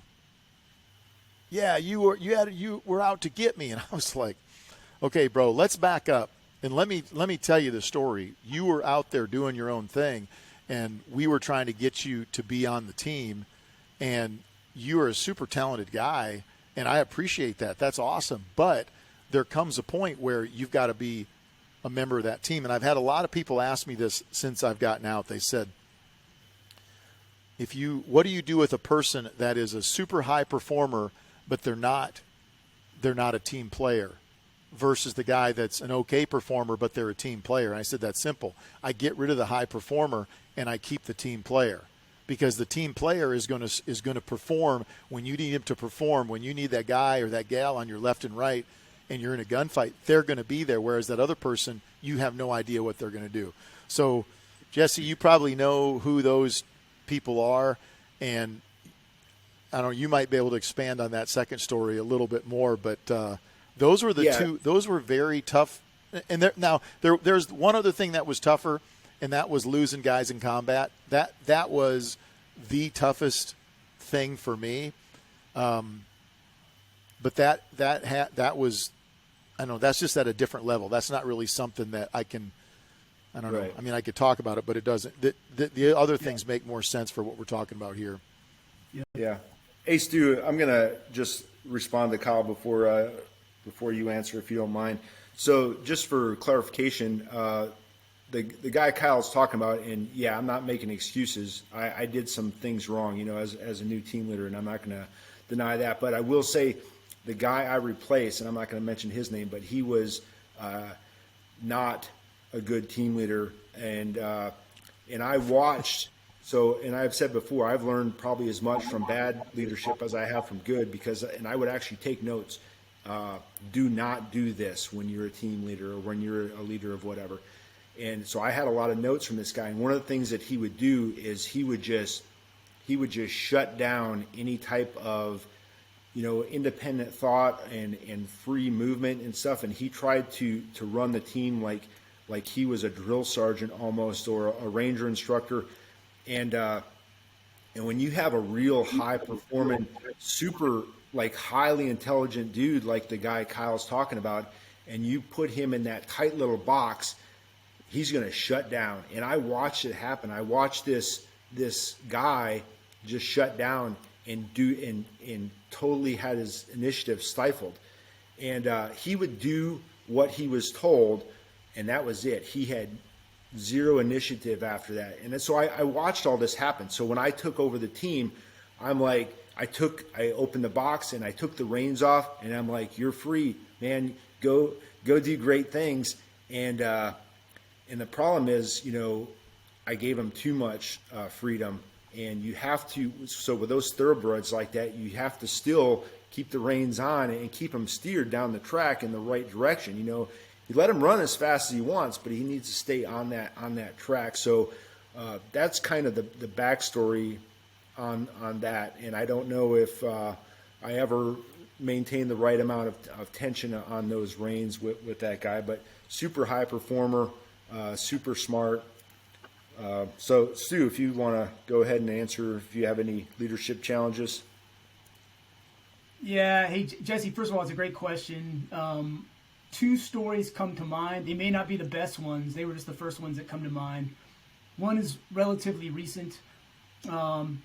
Of course, he's always deal with people, right? Because we're in the people business. So it's always going to come back to people, I think. Had a battalion commander when I first came into group command. Guy was extremely intelligent. Definitely had the gift of gab, silver tongue, all that stuff. And initially coming in, I was like, man, this guy's really squared away. He's on top of it. As I got into the seat a little bit more and I got out around and visits and got out to see, training going on and whatnot, I started realizing, hey, this guy doesn't really know what's going on in his organization. And what I realized was he was kind of unfortunate. I kind of call a chateau leader. That's the guy that likes to stay in the office all day, hold meetings, get information from his subordinates, package it up, write a really good report, really good sit rep, sounds great, send it up, right? And again, it was kind of like perception management. And so there was some tension there, once I realized that. And then the question I had to ask was, well, why is he doing this? Or why is he that way? Because sometimes, again, right, if you start to kind of see where they came from and see the culture of where they came from and stuff like that, previous units, you find out, well, a lot of that was learned behavior. That's what he saw his leaders doing. And so he thinks that's the right thing to do. And so, we had several counseling sessions about this, detailed, hour plus, to the point where it got emotional at times. Because the other thing is, I don't think this individual was used to getting any constructive criticism, kind of critical feedback, and he honestly didn't want to hear it. And another tool to use was peer evals. So I would have the battalion commanders peer eval each other, and then give each other, hey, strengths and weaknesses. And I would never actually look at them. I would just collect them up and then give them back to each other so they could see what their peers thought. And then the other thing was, this guy was another type where he didn't see his peers as peers and friends. He saw them as competition. And again, that's a dangerous mentality for people to have. Because again, they're not team players. They're looking out for themselves, right? And how they can make it to the next step. Oftentimes, I want to look better than everybody else, And so he was a challenge for sure. And the real challenge was, despite a lot of, I try to do my best efforts to counsel and have conversations about all this, but you got to be willing to hear it at the end of the day. And I'm not quite sure that he actually was. So I probably failed there. That's one. Then a war story, 2010. I think the May time frame. I was an SF company commander, an AOB commander. We were based out of Jalalabad, which is in Nangarhar, eastern Afghanistan, big air base at the time. Up in northeastern Afghanistan, in the province of Nuristan, there's a village. The district center was called Barj Matal, and this is literally up in the middle of nowhere, Afghanistan. But regardless, tense political situation at the time. It was the beginning of the surge under McChrystal. The district center of Barj Matal had gotten overrun by the Taliban. It was making big news there. So the mission was, hey, you guys got to get up there, take the district center back from the Taliban. And then the plan was, you'll be on the ground for about 3 days, and then we're going to fly in about 300 Afghan National Police, and you're going to do a battle handoff and turn security over to them, and then you'll exfil. So we infilled on short notice, and it was 3 ODAs. So you're talking, and then my B team, the company headquarters, so about 40 Americans, and then about 350 Afghan commandos, a full battalion of commandos. We launched up into Nuristan, to Barj Matal to take the district center back. We took the district center back pretty easily, actually. They didn't put up much of a fight. Once we kind of secured it, took control of the village, strong pointed it, so there we are. We've got control. We're waiting about 3 days. Of course, no plan goes according to schedule. It was a little bit delayed on getting the Afghan National Police in. And along the way, what started happening was the commandos, number one, their leadership wanted to leave. Like after 3 days, like they were like, hey, we're leaving here. Like we don't want to be here anymore. Their heart wasn't in it. They didn't want to stay. And they literally like threatened, like, well, we're just going to walk out of here and we're going to walk back to Kabul. And then over time, it was true. And then over time, even the guys on the ODAs, actually, like their morale started to wane because they're like, hey, we were supposed to be here for 3 days. Now, meanwhile, we're getting in gunfights every single day. And we were in a tough position because if you've ever been up there, the terrain, it looks like the land of the lost. 14,000-foot mountains. They're close to Pakistan. They've got the home field advantage there. They're up in these nooks and crannies taking pot shots at you all day and stuff like that. And, me as the ground force commander and the guy on the ground, number one, the commandos were wanting to basically abandon ship and just leave.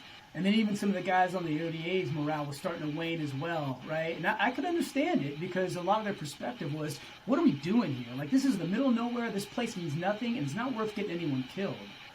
And so, my challenge was to keep the team together and keep morale high and just explain to them, like, listen, it doesn't matter, guys. Like, at the end of the day, we've been assigned this mission. It's our job to execute it. As long as it takes. Yeah, we were supposed to get out here 3 days ago. Long story short, we ended up being there for about 24 days before we got exfilled. So we were there for almost an entire month. And it was explained, hey, listen, this is what we all signed up to do. At the end of the day, what did Green Berets sign up to do? To freaking go deep behind enemy lines where nobody else is, to take on the mission that nobody else can do, and to do whatever it takes to get the mission done successfully and come back. And that's what we did at the end of the day, but it was a challenge just keeping everybody's morale up and keeping their head in the fight because, psychologically, guys were prepared to go in there for about 72 hours, and we ended up being there for almost a month. Jesse, what was yours?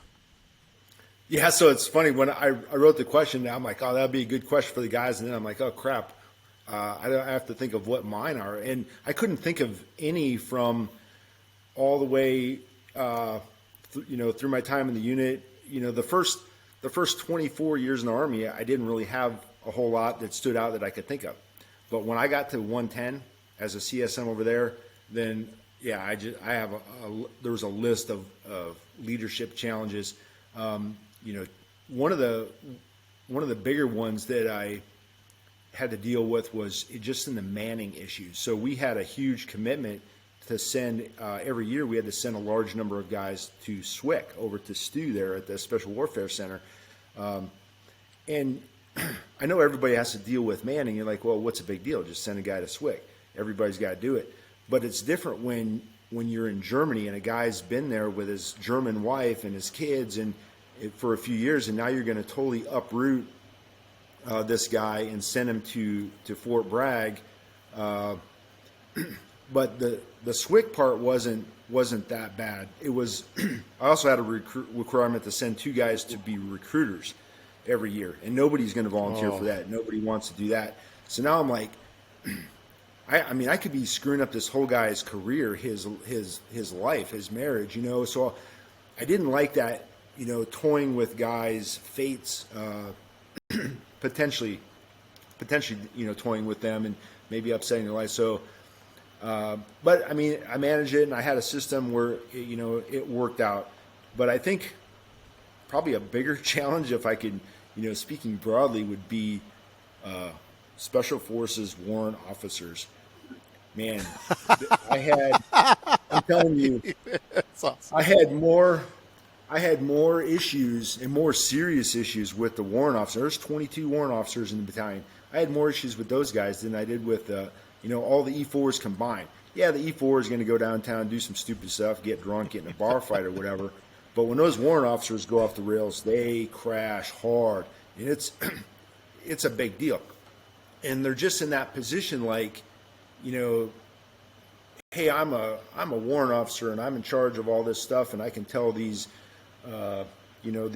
I can tell you what to do, Sergeant Major, because I outrank you, and yet when it comes time to being actually responsible and for things to go wrong, they're like, well, I'm not responsible. That's the captain on the team. I'm just the warrant officer. So, and the truth is, yeah, they do outrank me. So you got this less than stellar performing, I'm not going to say bottom of the barrel, but low performing E7 who's probably realizes he's never going to make E8. So he's like, I have a brilliant idea. I'll go be a warrant officer. And then people give me respect, and then I'll be in charge of stuff.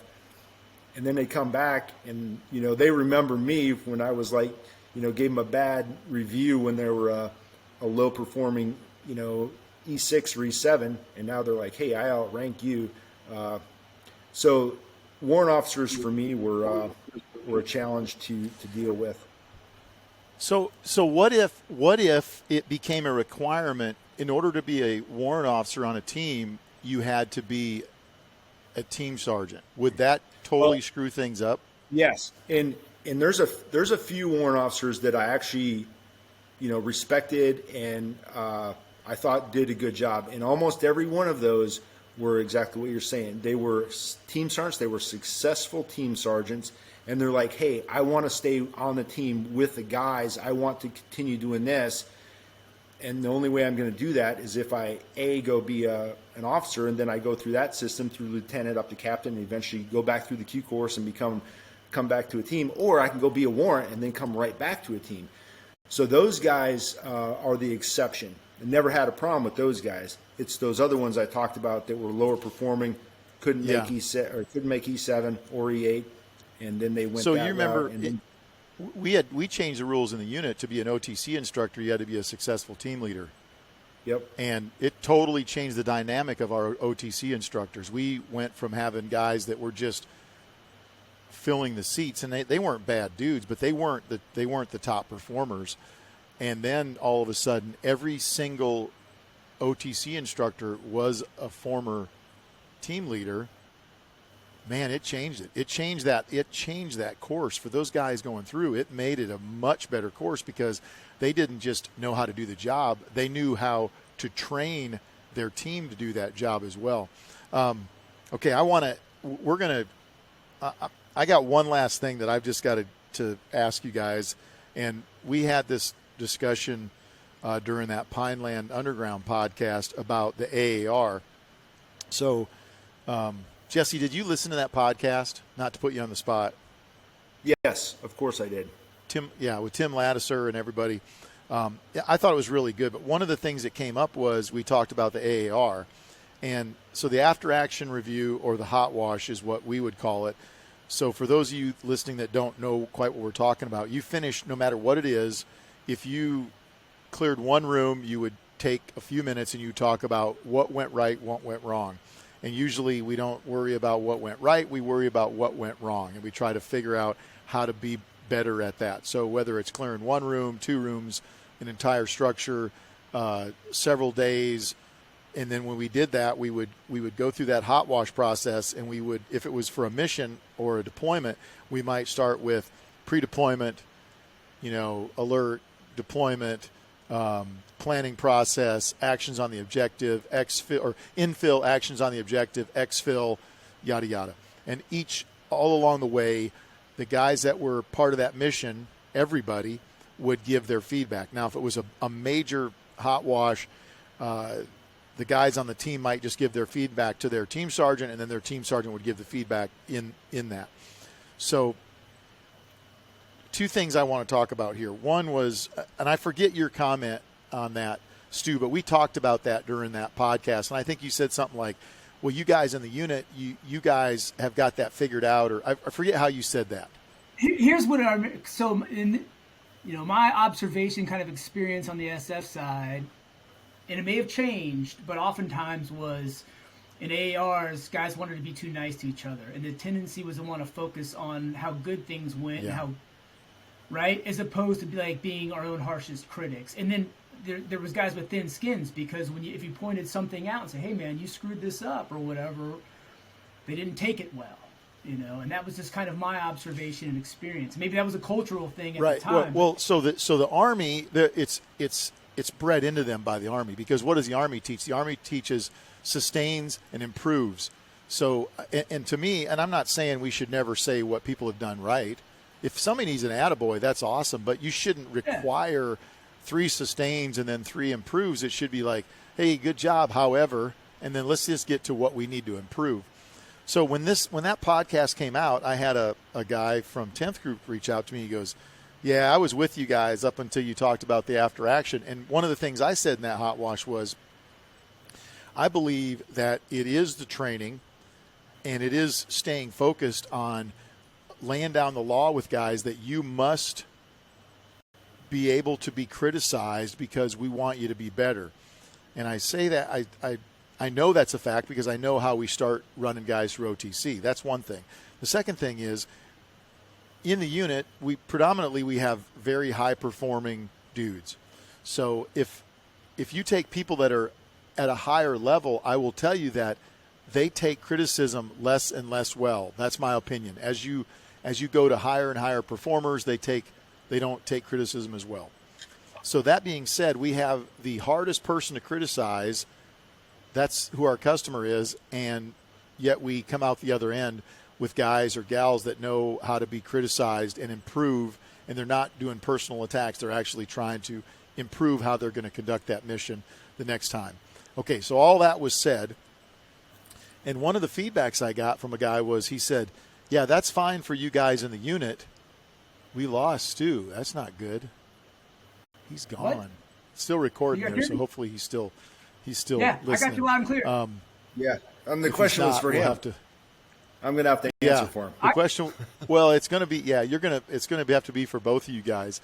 Hopefully he'll pop Hughes, back I'm in still here in here. a second. We'll see what happens. I'm here. So this guy said, well, if we did that in SF, at least in 10th group, if we did that, what would happen is you won't call your buddy out, because the reason you wouldn't call him out is because the Sergeant Major's just sitting there looking for dudes to be the next guy that goes to SWIC anyway. So if you screw up anything, they're going to be like, yep, that's the guy. So I'm going to pick that guy, and he's going to be the guy that goes to SWIC. So that's the first thing he said.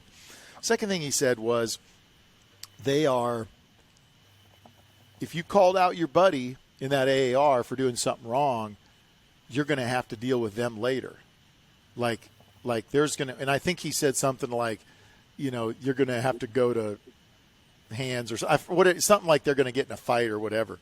And I started thinking, you're in an outfit that is so, man, I don't even know what the word is, Jesse. What would you call it? That's that if that's pack mentality. Like, we just don't have that. That is such a stereotypical SF statement to make. One, if I'm that Sergeant Major sitting there listening to that AR and somebody gets called out because he made a mistake, but it's going to be a lot on his reaction to being called out. If he's like, no, man, I didn't do that, you're wrong, as opposed to he's like, yes, he raises his hand, especially if he raises his hand and points out his own mistake before somebody else had the chance, which is a little trick I like to try to do. Say, hey, before you guys bring it up, yes, I made a mistake. I went left when I was supposed to go right, or whatever it was. And then if that's like, it's not self-deprecating, but it's self-reporting. Yeah. So if somebody were to do that, if somebody were to self-report, I made a mistake, I acknowledge that, I realize it was a mistake and it was wrong, man, that's gonna be the guy I want to keep around, not the guy who I want to get rid of and send to SWIC. And so if he's pointed out for doing something wrong in a hot wash, like I said, it's going to be on his kind of reaction. If he denies it and gets confrontational and upset about it, then I'm going to question a lot about who that person is and his character. But if he's like, oh, yeah, okay, I was wrong. I see that now. I made a mistake. I'm learning from that. Here I am in a room being embarrassed in front of everybody, the Sergeant Major's there, battalion commander's there, whoever. I don't want to make that mistake again. That's how guys learn, is through that, that negative reinforcement when you do something wrong. So, and then the comment about like, I'm not going to report on my buddy or say something bad about him because back in the tea room, now it's going to cause tension and we're going to go to hands, or we're not going to hang out at the barbecue this weekend and now our wives are going to be fighting. That's some ridiculous excuses right there. And again, that would never happen in our unit. And I think it goes back to what I said before about us we're individuals. We're all individuals. Everything we do, we can do by ourselves. It's so much easier when we come together and do it as a team, but we don't rely so heavily on our team as the guys in in the SEALs and in Special Forces. That it's all about that team and that pack mentality where they're going to all protect each other, and you're only as strong as your weakest link. And we just didn't have that at the unit. If a guy is that weak, we're going to cut him away. We're not going to bring him back in and bring the rest of the team down to his level. So that's and I know you and I talked quite extensively about the AER process and hot washes back in our podcast in February. Recorded in February, released in April. So here's what I want to do. We lost Stu, so what we're going to do is we're going to cut it right there. We're going to try to get him back on to kind of close this thing out. But if that doesn't happen and you folks just see us disappear and that's it, that's because I'm trying to figure out this new system. But for right now, we're gonna cut out of here. Jesse, thanks for being here. And we got to do this again because we only made it to like the second question on each of our lists. So we're going to have to do this again. But for those of you, if this doesn't work to bring him back on, I'm going to tell you right now, go to Jingo Now, JINGONOW.com, and buy, I think if you buy 100 shirts, you get a discount. So at the 100th shirt, Jesse will give you a discount on the 101 number shirt that you buy. So, all right, Jesse, anything else? Yeah, it's actually free shipping if you spend $50 or more. Yeah, I mean, I don't know if I can mention this to advertise somebody else's podcast, but I just did a podcast yesterday and with a journalist. So I was a little nervous about that at first. Some girl named Rachel Maddow from MSNBC. No, I'm kidding. It wasn't her. It was a really, really good dude from who works for Fox now named David Hookstead. He's got a new program called Outkick. So he's more a sports kind of guy, but he does a lot of interviews with old washed up former commandos like you and I. So that should be out in a week or two. So check that out. All right, well, we'll cut out of here. Definitely go check that out. Thanks for joining us, and we'll try to get Stu back in here and see what happens. But we'll see what happens. All right, we'll talk to you soon. Man, Stu got cut out, and you can't have a colonel not get the last word in, right, Jesse? He did everything he could to get back logged in. He was texting us. I looked outside. I saw smoke signals coming from Fort Bragg. Kyle, real quick. Just like, you can't do the guy's job below you. That's the problem. When you're a colonel, you're used to having like a G6 or a SIGO or an RTO take care of all your comms, right? So when it goes haywire, you're screwed. But I could see and hear you guys the whole time. I'm not sure what happened. Hey, the one comment I had on the AAR and the difference between what we've kind of seen on the SF side and then the unit side, I'll attribute it to one word, and I think it's culture. You largely have the same types of people in those organizations. Yeah. Heck, most of the guys in the unit came from SF, right? But it's the culture piece, right? It's like how the unit behaves and how it operates. I mean, the units. And so guys are going to adapt. Like, so when they go through OTC and they realize, oh, this is how business is done, this is the unit culture, they're going to conform to that. I think, but in SF, unfortunately, I think our culture over time has been one where it's just, we want to be too nice to each other. Instead of being our own harshest critics. And that's how you get better over time. So that's all I got. Yeah, and I don't think that's being nice to each other because you're actually setting people up to fail when it really matters. If you really care about the people that you're working with, you want everybody to get better. And the only way to do that is to be, it's not personal, but you got to get over your own insecurities first and check your ego at the door. Yep. All right, so we got that wrapped up. We're Jesse, do you have any more comments on that? No, Stu hit it. It's about they think they're doing themselves a favor, but ultimately you are hurting yourself. If you were to give honest feedback, then the guys are going to improve, which is going to make you more likely to complete your mission, to be mission successful, while simultaneously keeping the guys from getting less shot. So it's a win-win, Yeah. All right. Well, thanks again. We kind of closed it out, I guess, before Stu. You could hear all that, and I guess you could probably see it, but we couldn't. We'd lost you there. So maybe when we see the recording, you'll still be there, but we'll tack this on to the end of it. once again, thanks to you guys for coming on here. We got to do this again real soon because I've got pages of questions still to ask you guys, and I know you guys have the same thing there. But I think this is good food for thought. We'll get this launched, and we'll see how it goes from there. But Stu, thank you for coming on, man. Kyle, my pleasure as always, and great to see both you and Jesse as well. Jesse, thank you as well. Yeah, all right, man. I'll be out in the mountains for about a month, leaving at the first part of October. So if we don't get it done before then, I can maybe drive into town and get some Wi-Fi connection out there. But I'll be pretty remote. No, you don't. Yeah, we'll figure it out. We'll make it work when we can, and I'm sure we'll get comments on this. For you guys out there listening or watching, if you would give us a good review, and that doesn't really matter. If you want to send us an email, tell us what your thoughts are, send it to lamb, L-A-M-B, at vikingtactics.com. We don't answer every one of those, but we read every single email we get from the listeners out there. And I've got some war stories I'm working on to start doing like short little podcasts and videos as well. And these war stories are going to be things that some history that I didn't know, and it has nothing to do with, the three of us being downrange and saying, oh, there I was, knee deep in hand grenade pins, nothing like that. What it has to do with is little bits of history, not just U.S. history, but world history that we may not know about, that I read it and I'm like, why did I not know about this dude building this tower during the Revolutionary War and then killing a bunch of redcoats?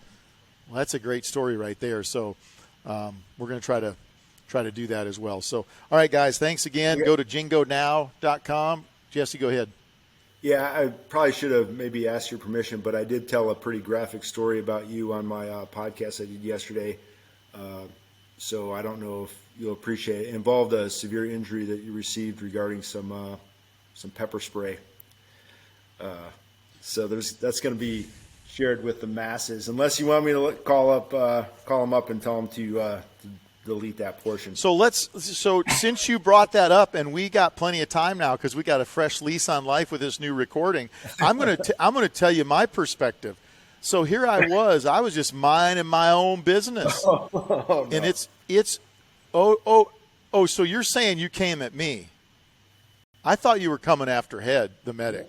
Go ahead with your version, Kyle, please, by all means. Okay, here's my version of the story. So I was just a nice guy hanging around. I had no problems with nobody. And I got up to use the bathroom, and I go in there, and I got my Ranger panties on, my little silky shorts, and that's it. And I go in there, and I sit down on the toilet, and all of a sudden, I'm like, man, I must have ate too many doggone jalapenos. At that point in my life, I was eating a lot of jalapenos for breakfast, all over my eggs and everything. And I was like, man, whew, oh, doggone. I mean, it was like a burner, And then I get off the toilet, and I use a baby wipe, and that baby wipe was like putting gas on a fire. And then I'm like, what is going on? Well, I stand up, and it hits me, and it's debilitating. I mean, I almost can't breathe right because this burn. I mean, imagine your taint burning like it's on fire. So I go over to the shower, and I don't know that we had hot water, but I turned on the shower as cold as it would go, and I just hung my butt into the shower, and that water hit it, and made it just that much worse. So I go out, and I get in bed, and I'm laying there, and my butt is just burning, my entire butt. So I get out of bed, go back in the bathroom. I try something again. That doesn't help. I end up going outside, and I'm standing there with my shorts down because I'm trying to get the breeze to blow, and I'm thinking, what is going on? And then here comes Head, our medic, walking around the corner, and he's walking like he just crapped his pants too. And he's like, I said, your butt's burning? He's like, oh, yeah. So he actually wanted to go and hit Jesse with a shot. Some vitamin K. Yeah, put him down for a few days. And I was like, whoa, okay, we can't let this go on anymore. So that's my story about Jesse pepper spraying the toilet seat when we were in Iraq. We're in Mosul, Iraq. And I didn't know you were coming for me. I thought you were coming for Head. Oh, my God. So that's your version. Innocent bystander, just mind your own business, and you were assaulted. I was totally innocent. Can I here's tell my version real quick? Here's my version. Jesse, I'll let you finish it. Go ahead. Let me tell mine, and then.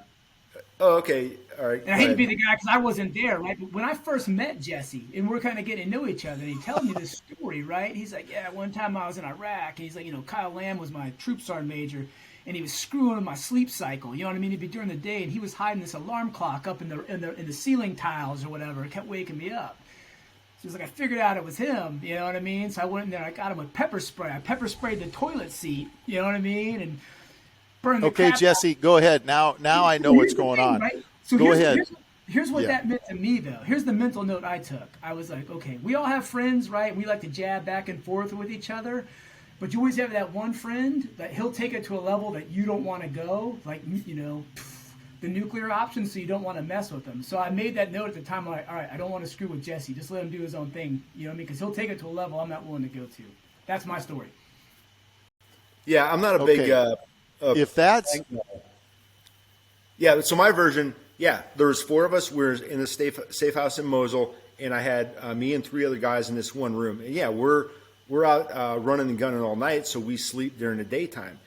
And so we black out all the windows, so it's completely dark in there. And probably about 11 a.m., which is the middle of our, sleep cycle, level 4 REM, this giant alarm clock, one of the old kind with the 2 bells on top and the big dinger in between, this thing goes off. And it was Velcroed up underneath my bunk, so it took me a while to find it in the dark. And I'm like, okay, that was a pretty good one, but I didn't know who did it. I knew it wasn't the other 3 guys in the room, and there's only 8 of us in the house, maybe 9. So I'm like trying to narrow it down. About a week later, that alarm clock goes off again. This time it's hidden up on the bookshelf in behind some stuff. I'm like, okay, that's twice. Somebody is going to pay for this when I narrow it down. About a week later, I should have just, in hindsight, I should have just smashed the clock, but I'm not that smart. So a week later, this thing goes off again, but now it's up. They had unscrewed the ventilation, the vent cover and put it inside the duct. So I'm like, that's it. And by now, and I don't remember the process I went through in my investigation, but I had narrowed it down to 2 people, Head, the medic, and Mr. Kyle Lamb. And they were both living in the room together, and they had their own bathroom. So I wasn't positive which one of those 2 it was, but I knew it was one of those 2. So I'm like, oh, let me get this, industrial strength pepper spray. Yes. The orange, foamy, nasty stuff. And I go in and I spray it on the toilet seat till it gets all foamed up and nasty, and then I just wipe it off gently, just leaving a layer of the pepper spray. And then it was just a matter of time. And it worked like a charm. So that's a good.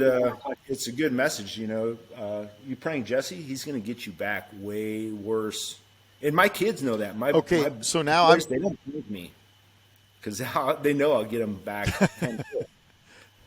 Well, so now that I know the rest of the story, I'm going to tell you exactly what happened, because I had nothing to do with that alarm clock going in that room.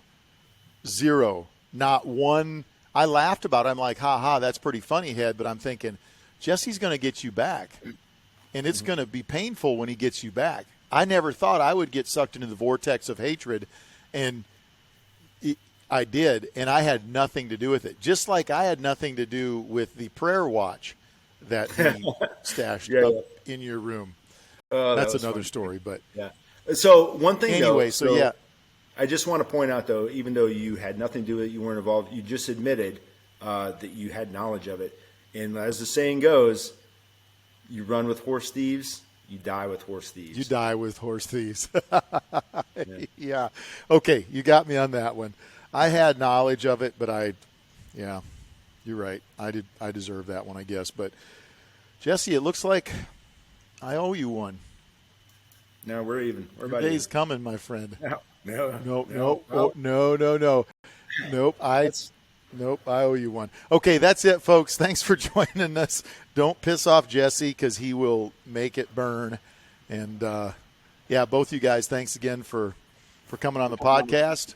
And last but not least, God bless America. Amen.